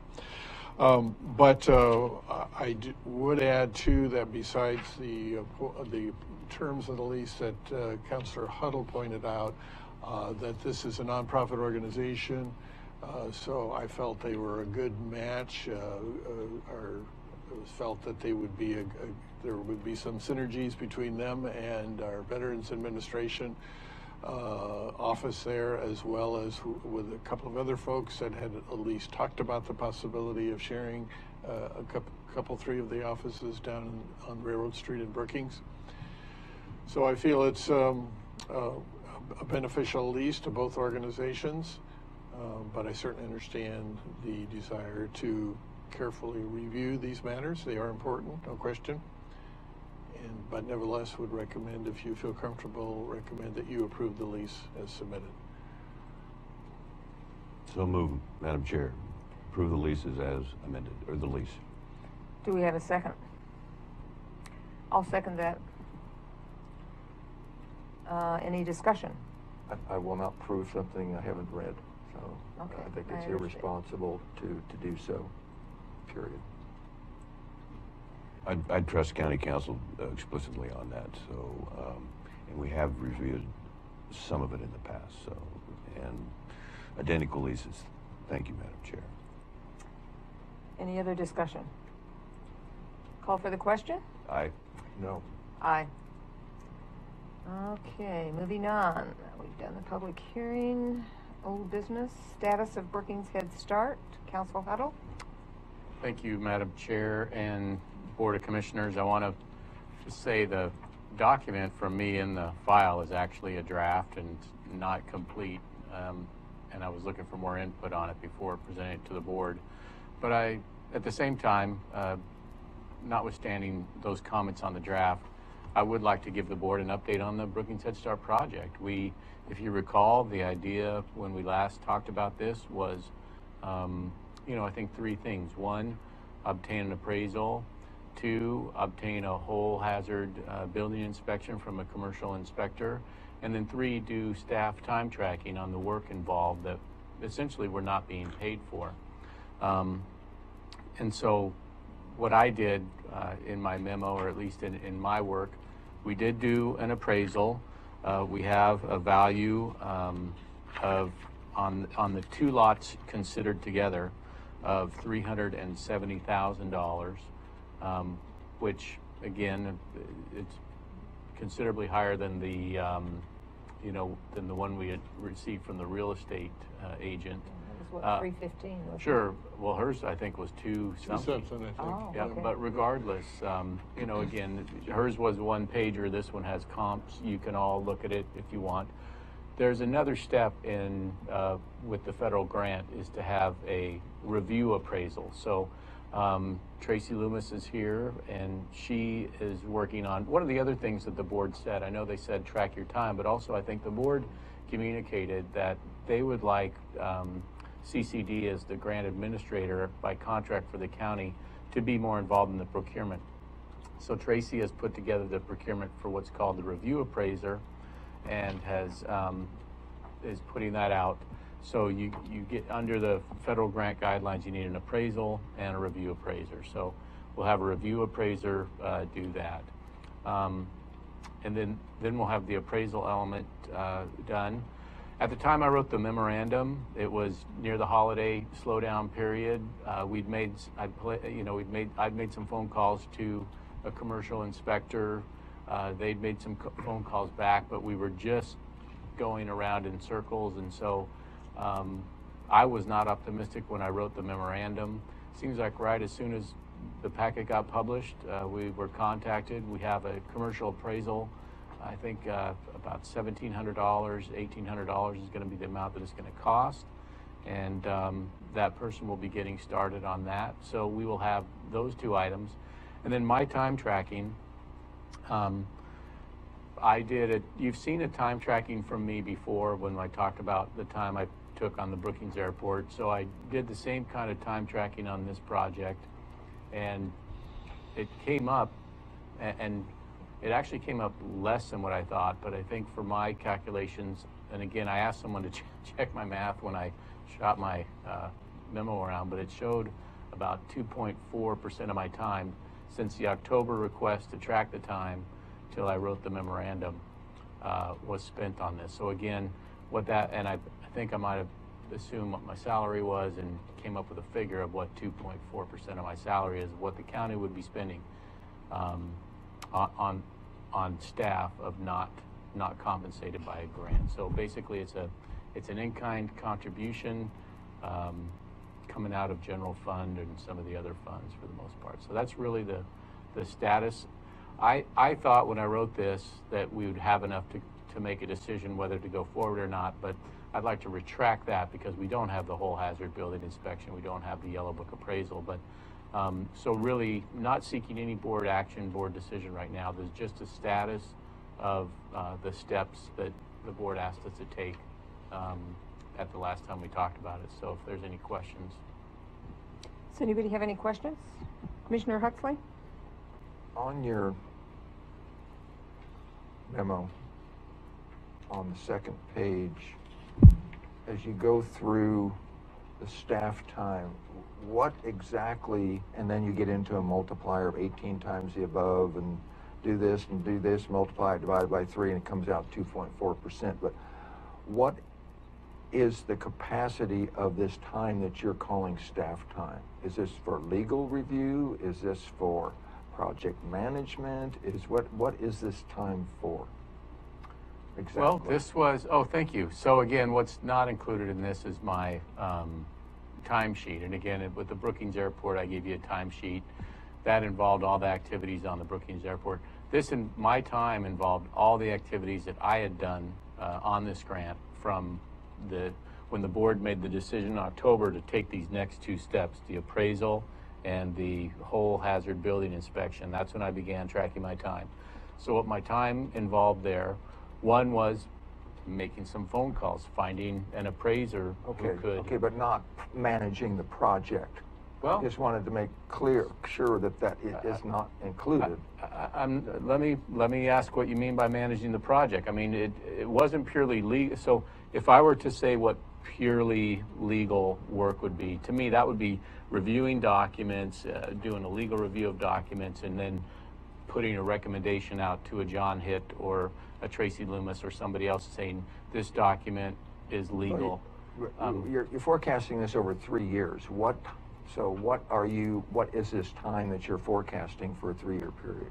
Okay, so it is basically procuring contractors, looking at what the statutes are to procure a contractor, reviewing the grant terms for contract procurement, working with that, working with Tracy Loomis and telling Tracy, listen, I think, I would like you to do more procurement work here. And things like that, talking to the state to see if we have the right terms in our agreement, the people from the Infrastructure Finance Authority who came down and spoke with us. So a lot of emails of, and so when you say project management, at this point, it's not managing a construction project, if that's what your question is. Yeah, because there's no construction going on. Well, no, I understand, but that's what I wanted to clarify. What was this forecast? And it is not for actual project management, which we did not have in the scope of the work. Correct, and I would not be doing the project management. So because if you had said yes, I would have said this is absurdly low. Yeah. It doesn't even begin to, and that's non-compensatable also. Right. For the terms. And that's where and I anticipate what we'll have is a general who will do a lot of the subs and. But I, that would be, so I would hope John Hitt's task in this project. But not yeah. From the reality, more legal, with legal expertise in different areas that you've addressed there. Right. This 2.4% is primarily getting contracts, but not managing contracts. If there's a distinction. But I think, absolutely. Yeah. So that's what it is. Yeah. Okay. Do we have any other questions? Well, what's incomplete from here? So the other people who I asked, I asked Brenda to get me her time back, John Hitt to get me his time back, John Jesuit and Eric Hansen, the people who are involved in this, and Louise, and I didn't hear back from anyone so far on what their time was in administering this grant. So this is incomplete. It's just a status update. I don't have a recommendation and I don't think the board has enough information to decide but we'll have additional information later. So really, this is just an interim update without asking any decisions to be made. Commissioner Boyce? Thank you, Madam Chair. For almost a year, I've tried to do my part to figure out a way to keep this project afloat, and been to the present facility at least 4 times. Administrator Hitt and I were there, I don't know, 2 or 3 months ago, and I was in disagreement with Commissioner Huxley on perhaps walking away from this project. My interest was to really make it something that the community could be proud of and keep that $1.6 million in our county. However, the more I look at that building, it's a 50-year-old building minimum, and just the more I analyze it, evaluate it, process it, I don't know if it's in the best interest of what we're trying to accomplish here. There are commercial buildings available in Brookings that would not take anywhere near that amount of significant rehabilitation or reconstruction, remodel, whatever. And so I'm just asking the board here to consider that maybe we want to have a real meeting of the minds on this, perhaps a workshop, and see what our other options are before we spend any more time on this. And maybe it is in the best interest of the county to walk away. I've been told that we can, correct me if I'm wrong, go through CCD and redirect these funds towards another building and do that search. If I'm right on that, and if that is correct, then that's about the only approach I'm interested in pursuing. Well, it seems to me there's going to be a whole lot more money spent on appraisals, et cetera, on the existing buildings, so. It's just been a tough thing from the very beginning, way before you and I got here, so. Oh, that's true. Any other comments? Okay. Do we want to talk about how we're going to proceed on this?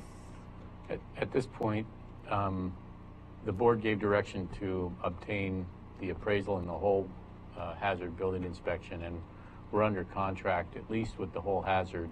I suppose we could terminate it, and if the board wanted to just terminate the whole idea, it was always been an option. The state said they'd considered a planning grant.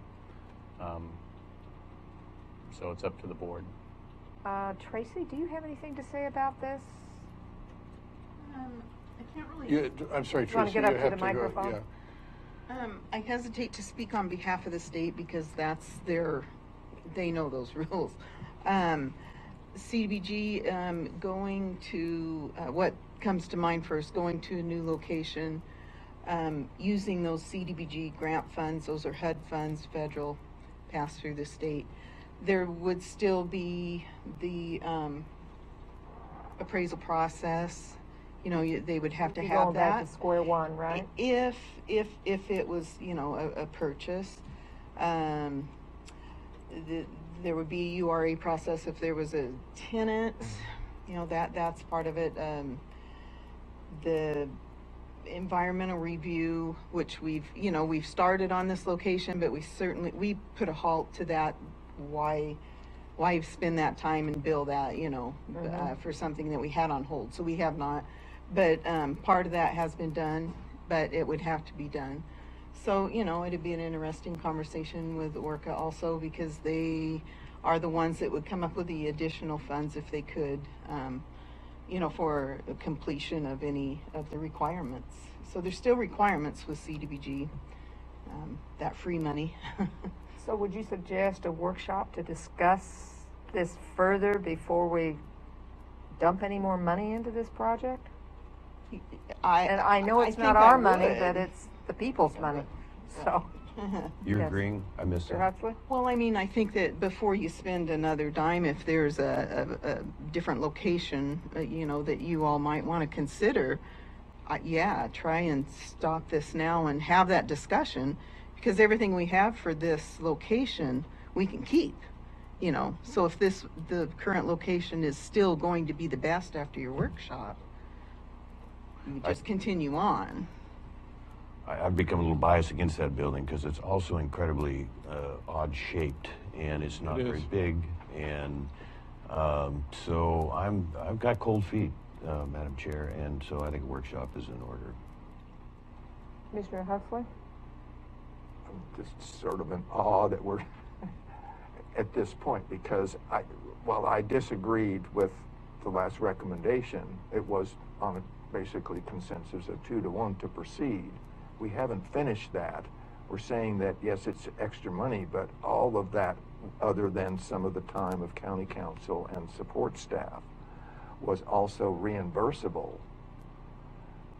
So here we've gone 6 weeks more, and now we're going to try and cut it, possibly. I just think, I just sort of, Do you have an opinion on mind boggling. You know, to halt that, I would say that you shouldn't halt it.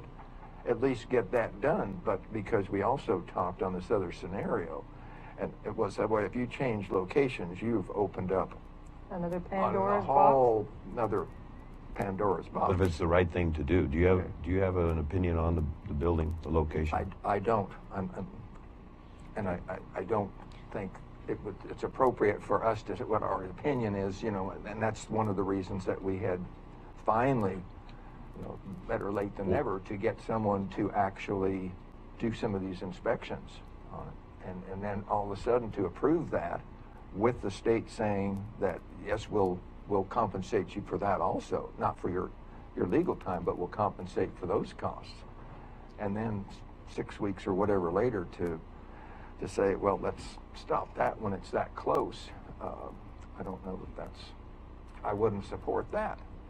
And one thing I might throw out too is, before any decisions are made, to contact the Tawny Beans of the world and make sure that it's okay to take those remaining CDBG dollars and make that into, I mean, it's the same project per se, but it's a different project. Because I can't, like I said, I can't answer on behalf of the state and all their rules and regs, but I think that would be number one. Can this be a different animal? And can we proceed time-wise? You know, things like that. Be good. Commissioner Boyce? My hunch is, and maybe you can give your opinion on this, that they will do everything they can to work for us, with us, within the guidelines. And as far as if we make a bad decision, my responsibility is to have an opinion on that. So that's why I'm expressing it today. Yeah. Thank you. So I guess the big question is, do we want to proceed with the inspections? My gut says, let's just move forward, and as we discussed earlier. Do you have a recommendation, Administrative Head? Yeah, thank you, Madam Chair. I'm a little bit conflicted on this project, somewhat like Commissioner Boyce, just in the big picture, but I think for now we probably ought to focus on the smaller picture and just go ahead and do the inspections and analysis that you all previously, well, on the 2-1 vote previously approved. So that would be my recommendation. Okay, Commissioner Huxley. For county council with a question, you know, an idea at this point, because you would be the most familiar with where we are on these particular tasks now. What would be your estimate as far as when these tasks may be completed? I would like to think by February 7th. I don't know how long of a review appraisal takes, but my understanding of a review appraisal is it's not going out to do a full appraisal. It's just looking at the appraisal document to see if it followed the right procedures and stuff. So, you know, I would like to think if we'd get that person under contract within hopefully a week or so, and then the review appraisal could be done by maybe February 7th. That would also be my anticipation on the whole building inspection. We are under contract with that individual. And they're in Brookings, I believe, so right in the location of the building. And then the other parts of the puzzle that we haven't talked about are, you know, Head Start folks. We've had Mike Lehman come here before. And then also SOU. This building is currently still owned by Southwest Walker. Thank you. I misspoke. So, you know, and again, there was this grant was more than just for us. It was almost for some other parties as well. It's kind of a three-party plan, and so the building was sort of important to it. But I'd like to hear from everyone else. And again, we lost our SWAC representative just recently, Mr. Belsiger. So you know. Yeah. So really, but I still think it's important. So what I think makes sense is we have either a workshop at the end of January, beginning of February, or at least a presentation. We provide all the information, the appraisal, review appraisal, and building inspection, and we hear from the other two parties to the grant agreements, the SWAC and ORCA. And again, other than 2.4% of my time fiddling around with contract work and making phone calls and emails and stuff, I don't know that would be a lot of expense from the county. And it's, again, I think we've established it's essentially no risk. The IFA would say we could pull the plug at that time and they wouldn't try to recuperate any funds from grant. And I think we had that yeah. understanding. So again, I'm just looking at the calendar. The 7th is the first Tuesday in February. Oh, sorry, did I not pick a Wednesday? Or I'm sorry, the first Wednesday. Okay. I'm sorry. All right. I'm sorry. So, more realistically, another week after that. 14th. Yeah, perhaps. The only other thing is John Hitt will not be here on the 14th, I don't think. But we're doomed. Yeah.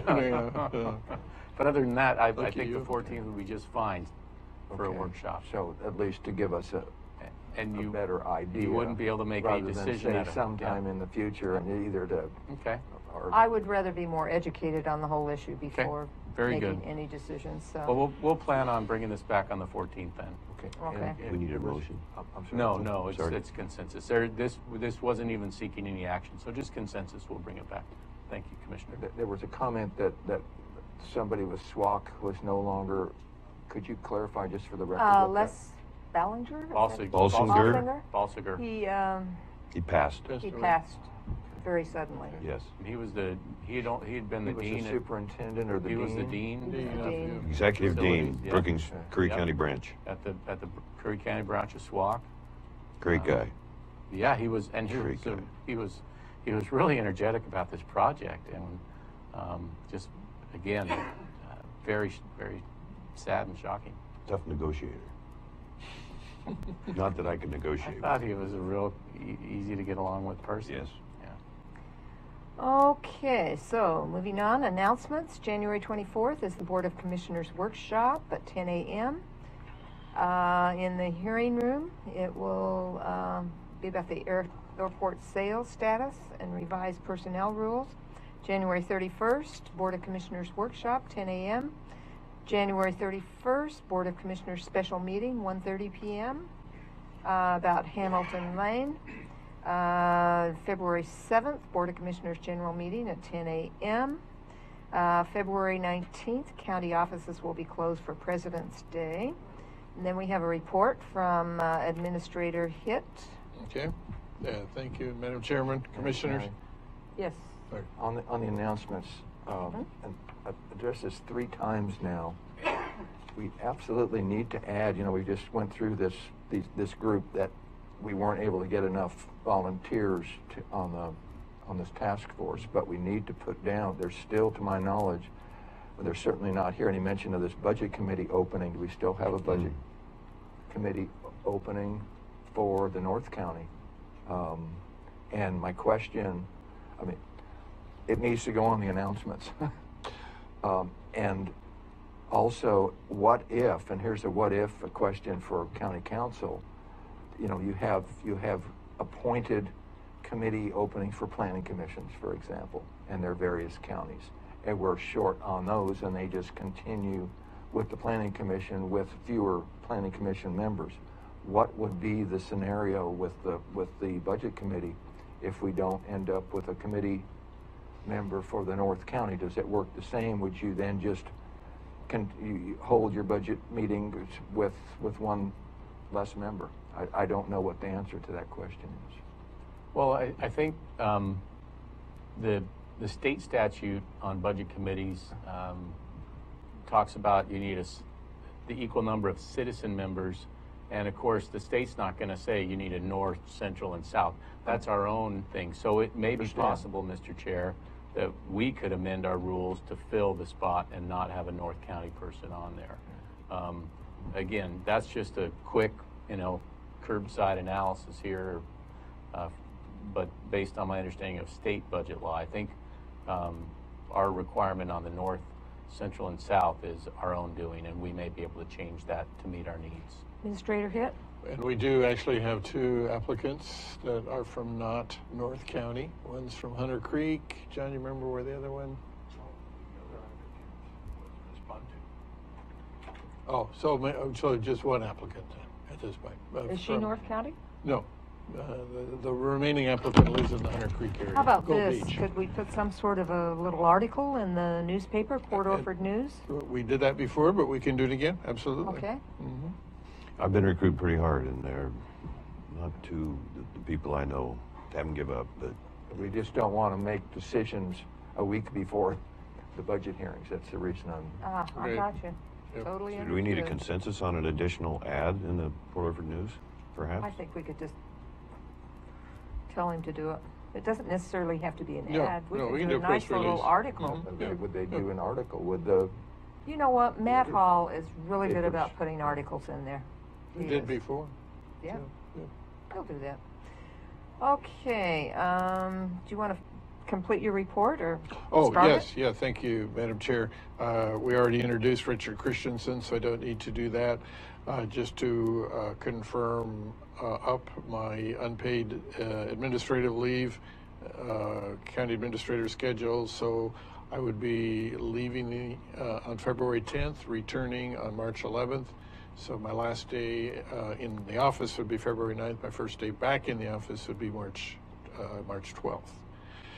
I have designated, particularly in light of the tower, urgent need to renegotiate or in many cases impose a first-time lease on our tower usage and the many improvement projects we need to consider to keep our communication systems in force. I've asked David Marshall to function as a special projects coordinator and getting that, coordinating with the many different public agencies that use our towers, establishing new lease rates, new lease agreements, and getting those out to those various agencies, both public and private, as soon as possible in order to bring them back to you for approval, hopefully sometime in the early spring.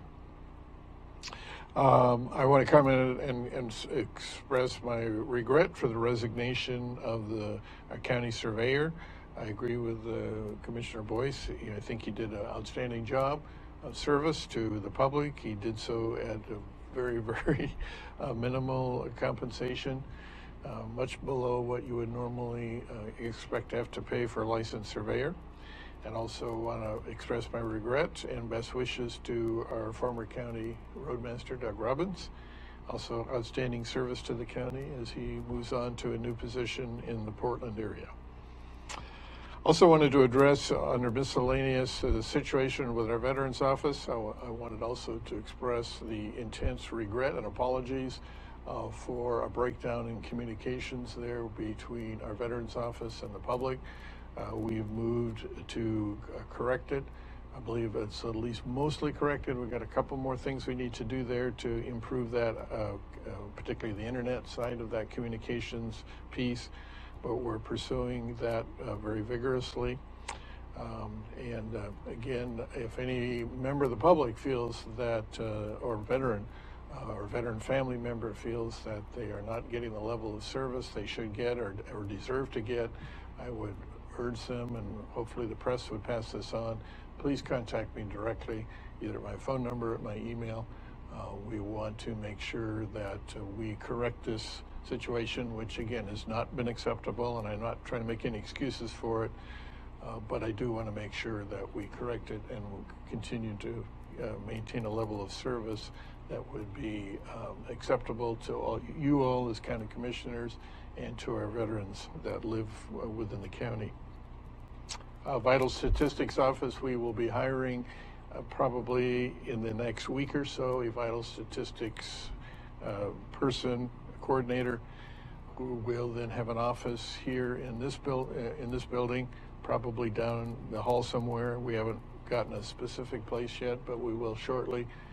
As you may recall, that was part of our new requirement under state laws, that the vital statistics tracker coordinator be a county employee. They provide the funding for it, primarily through the fees that are collected. But nevertheless, just letting the public know that we will have that person here on duty. I would say certainly not later than the 1st of February. So people needing to get vital statistics reports, marriage license, death certificates, that type of thing, they will be able to do so here in person, or of course over the phone or email here at the county offices. And then I will also certainly follow up with press releases for soliciting a North County Budget Committee representative, as well as additional people who might be interested in serving on our Citizens Revenue Task Force. And that's all I have. Thank you very much, and I appreciate your quick response to the veteran situation. When I got the call from Mr. Bremer down in Brookings, he was very concerned, and you got right on it, so thank you so much. Thank you. Commissioner Huxley. I have a question on time and what we're going to do with the rest of this meeting. And, you know, again, following what our meeting policy is now and what we still have here, we have Commissioner's report. 15 minutes there. We have another 15. I expect it will be more because we've added some union negotiations. So what are we going to have a lunch break and then come back and do the whatever 30 or 45 minutes that's required there or more? Well, I know we have a meeting at 2:30. Okay. So what is your pleasure, folks? Well, I would prefer you do a lunch break so that John Jesuit can take his lunch break. Mandatory lunch break? And we changed our policy to accommodate that. That's too. true. That's the We reason did. I'm bringing this up.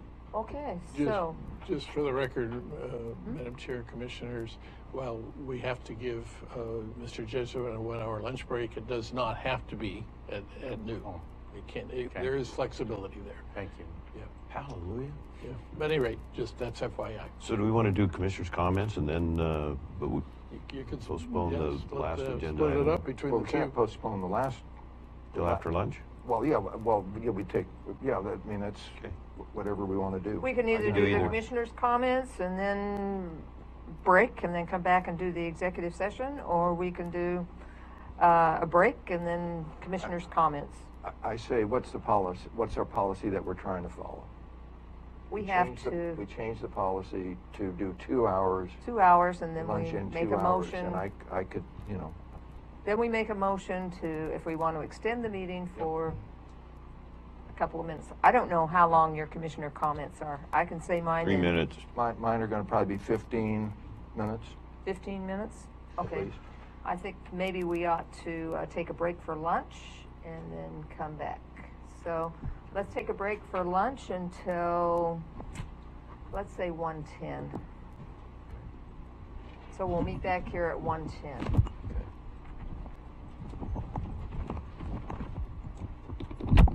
Thank you for coming, everybody. So we'll begin with commissioner updates. I'm just going to do them in the order they're here. I'm not going to keep track of everything. So Commissioner Boyce, you have an Madam update? Chair, it's his turn to go first. I don't care about please turns. proceed. Let's just, Please let's just proceed. go. So, But thanks anyway. so who's going? You're the chair. Who's going? You are. No, you're not the You're chair. not You're the the chair. chair. I'm just going to go how it's listed here. Commissioner That's the way Boyce, Are you serious? I'm serious. Yeah. And then I'm going to go next. How do you like those bananas? Yeah. I'll tell you what, why don't you I've been why the don't first you every switch time, them so that's, we you have know. We yeah. can do that. Variety. We can certainly do that. Yep. Maybe Okay. do we need a motion? I don't think No. so. Yeah. Staff can do that. I'm going to acquiesce here. Had my mom do some research on fires. You didn't miss much. And this is a 1938 fire that was 48,000 acres. So I'm just going to have a little handout here. That it is entitled Lessons from Larger Fires on the Siskiyou. They called it the Siskiyou Fire. Whoops, excuse me. For you.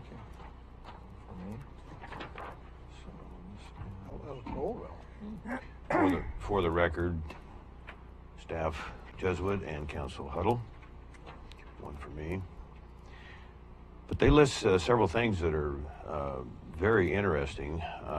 They had a system, pretty impressive, and I want to do more research on this. My mom is 86, and she loves to do that kind of info, and pretty handy. Also, I have a year in review of the things I've worked on, accomplishments that I'm going to hand out, and I'd like to have on the public record.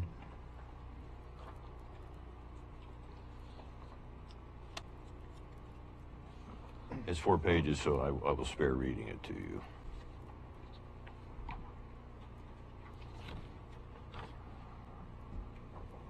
Two for you. Oh, sorry, Commissioner. Thank you. Thank you. And then you've heard me say in past meetings, related to the fire and outside of the consequences of this fire for our county.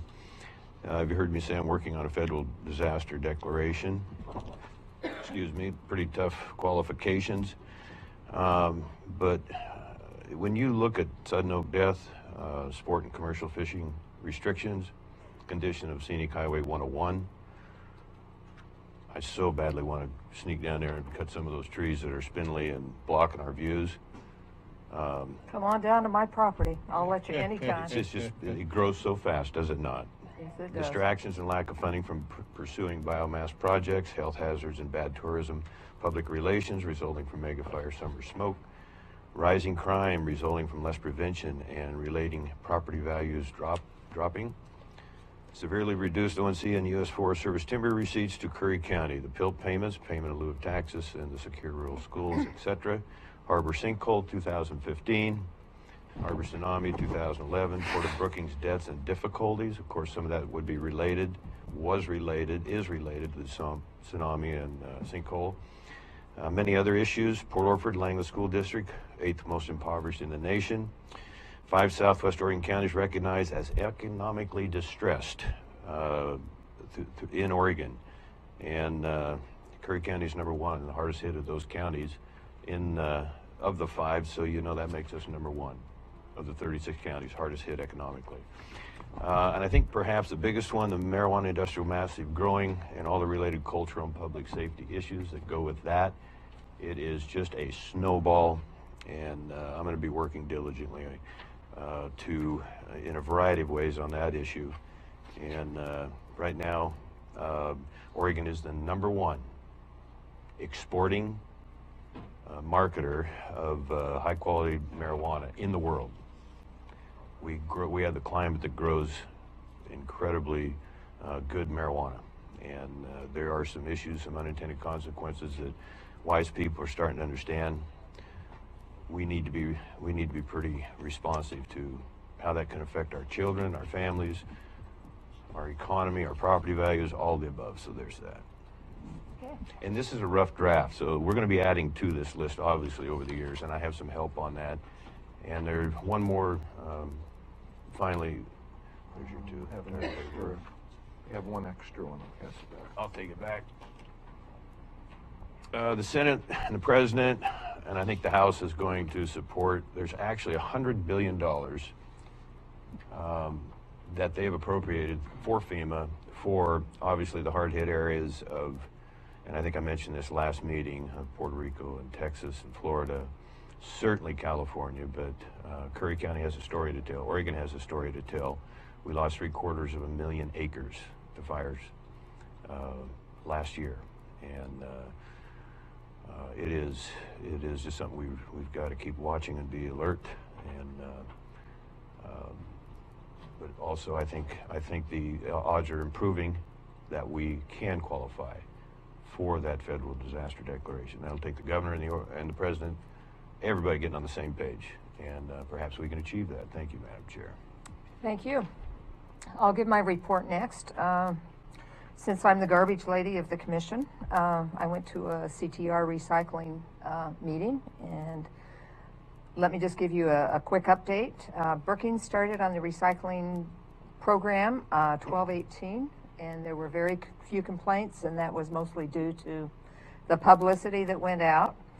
And it's going to cost all of the folks in Brookings an extra $3.75 a month, but the customers can opt for smaller cans, which would be $6 less per month, so they would save $2.25 per month.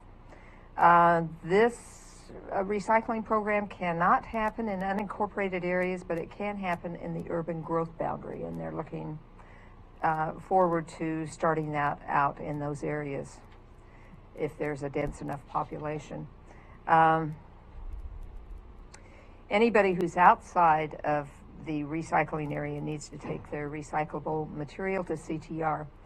And then also they talked about a hazardous waste special event, and they talked about it costing close to $18,000 for them to come to these various areas and take the hazardous waste from individuals in the area. And they're going to be doing a rotation where Brookings is next in the rotation, Port Orford, and then they're going to do Brookings again, then Gold Beach. And this event will take place once a year, probably in August. And then I also talked to them about increases for their rates. And as you will recall, last year, our rates in the county were based on the CPI out of Portland, and that was higher than the rates of the city. So they have agreed to keep it at the same rate, and now I'm working on getting them to do whatever is lower. So that's my report. Thank you. Do you want to give that to John? Commissioner Huxley.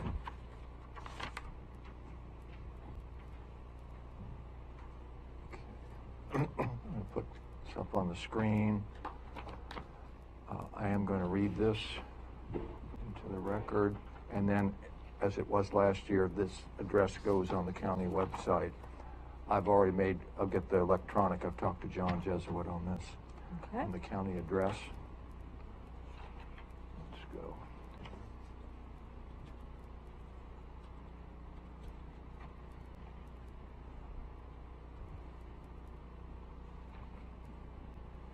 Let's see if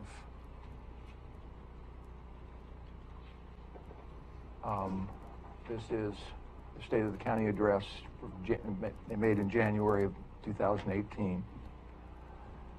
In number one, the Curry County Administrator position in June 2017 on a 2-to-1 vote, Commissioners passed ordinance number 17-01, creating the position of County Administrator, effectively changing the organizational structure of the county.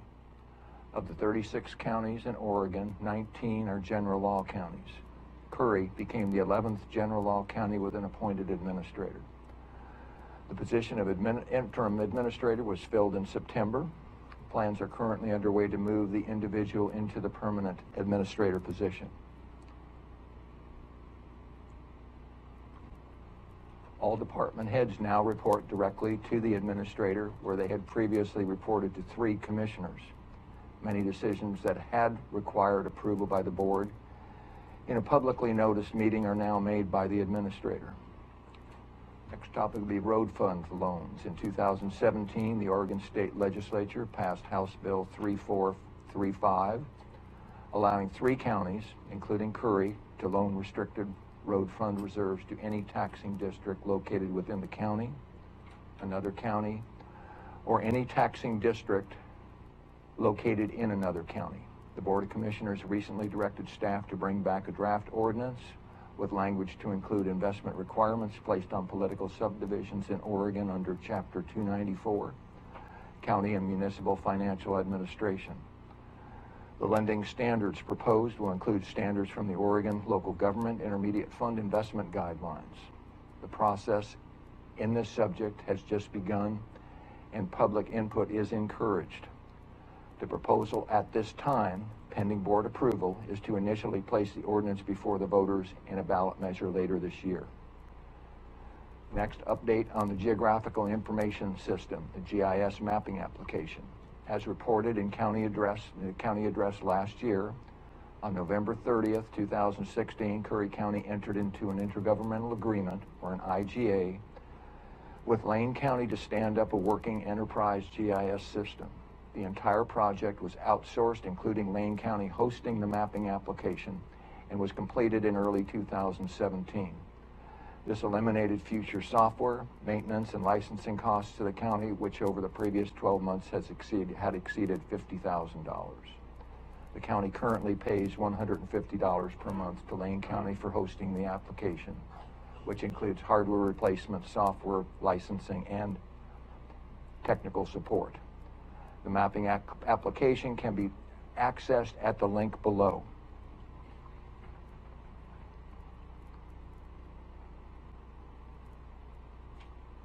Update on the government channel video broadcast of public meetings. In 2017, contrary to fallacious, libelous statements published in the Curry Coastal Pilot editorial, January 6, 2018, all Curry County Board of Commissioner meetings are televised in high definition HD video and broadcast live to cable subscribers. Video of the commissioner meetings may also be watched live during the meeting has to be going, on many home computers and other wireless electronic devices capable of streaming video. Curry County Civic TV live streaming video of commissioner meetings may be accessed at the link below. Video of previous meetings may be watched anytime, which is called video on demand, by going to the county website on the Board of Commissioners meeting schedule. Video is usually posted approximately 2 days following the meeting. To get a glimpse and some history behind the biased misrepresentations and outright attacks published in the Curry Coastal Pilot, click on the following link. IT Technical Support Service budget, fiscal year 2016-17 summary. July 2016 was the first full month Curry County, on a temporary basis, contracted with a local company to provide IT services. A formal agreement to continue this arrangement was effective January 1, 2017. The county IT budget approved for fiscal year 2016-17 totaled $291,000 and included $175,000 for personal services, which are labor. Preliminary year-end results for fiscal year 2016-17 show the department approximately $55,000 under budget. Based on the fiscal year 2016-17 results, the approved budget for the fiscal year 2017-18 was reduced by approximately 35% to $214,000. New county website scheduled to go live in February. Contrary to some county officials' belief that the cost of the website was $13,500 per year, the total cost for the new website was and remains $13,500 payable over 4 years, one time $13,500 with no interest. The cost includes 5 years of unlimited technical support, unlimited storage capacity, and a website redesign in year 5 at no additional charge. The process of adding tens of thousands of additional public records on the surveyor's web pages to be better serve the public is currently underway, with completion expected in the next couple of weeks. These records will be available then to the public for download at no charge. Once the process of adding the surveyor records is complete, the website developer will complete work with the Parks Department to implement an automated campground reservation booking system for the public with credit card options available. There are additional charges for these services, and the Parks Department is aware of those. Next one, and the largest one, begin the budget process. Compile anticipated revenue for the 2018-19 budget.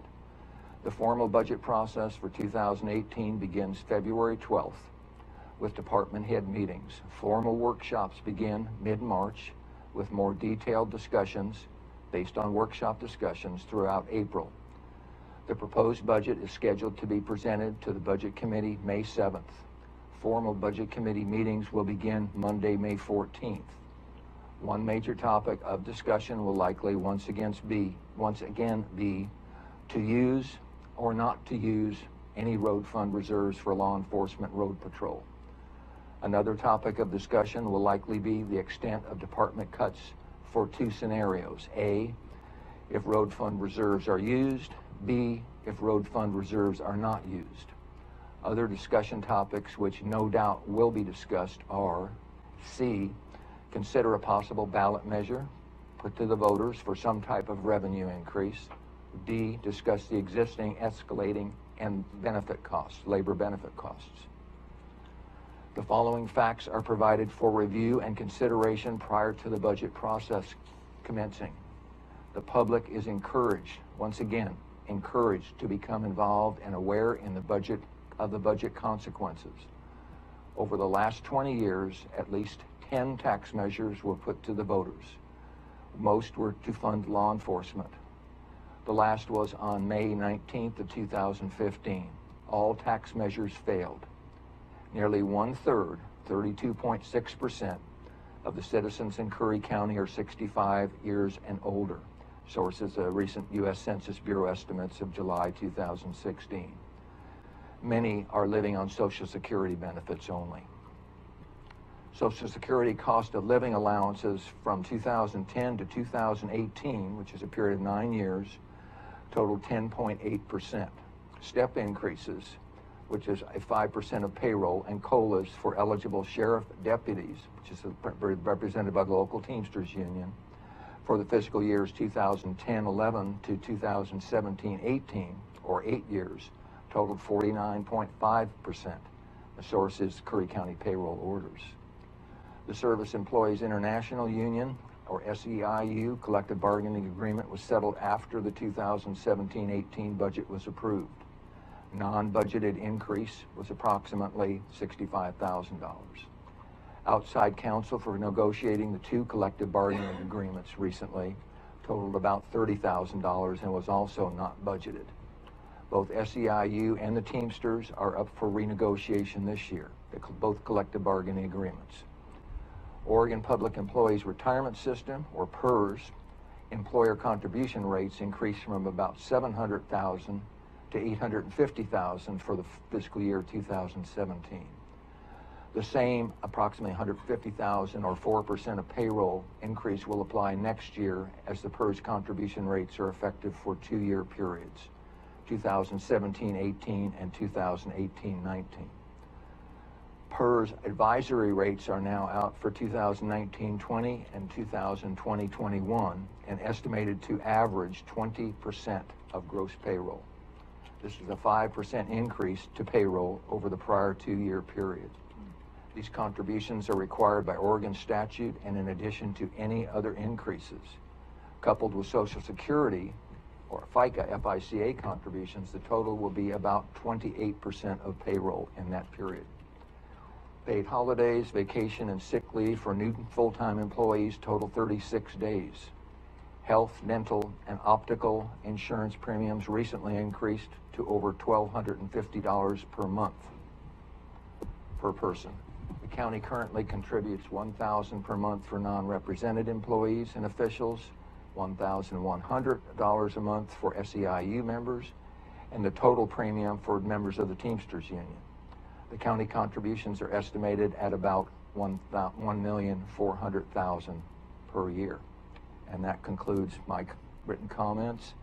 Again, the last page was to begin preparing and getting some numbers out and to the public, most assuredly, and to see how they're going to deal with this financial subject.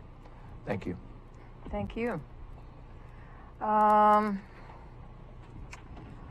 think Commissioner Hitt, or excuse me, Administrator Hitt had one more thing he needed to add. I did. Thank you, Madam Chairman, Commissioners. I neglected to mention when I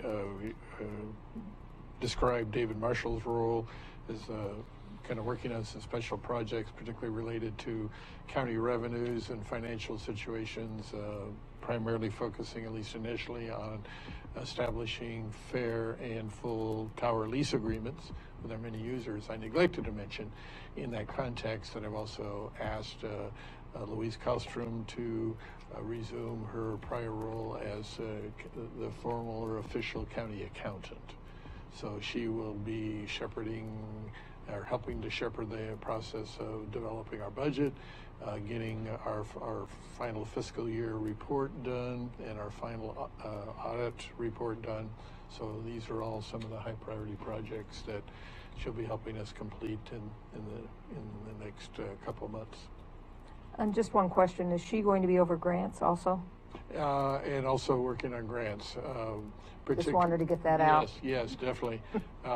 She and I have had several conversations about that, and in particular, a high priority there is to, although we're somewhat held ransom, and we'll talk about this more next week by the FAA, but part of her focus here, and she's already done actually most of that work, is to finalize that FAA grant for the Brookings Airport in order so that we can conclude a potential sale to the city of Brookings. Okay. All grants, yes. So this concludes our meeting. We will adjourn out of our regular meeting, take a break here, and go into.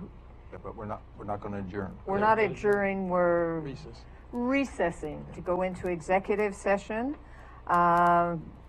because of ORS 192.660.2 to consider the employment of a public officer, employee, staff member, or individual agents. And also, according to ORS 192.660.2D, deliberations for labor negotiations. So we'll go out of regular meeting and then come back after executive session is over with. So anybody who's not directly involved in the executive session, we'll see you later.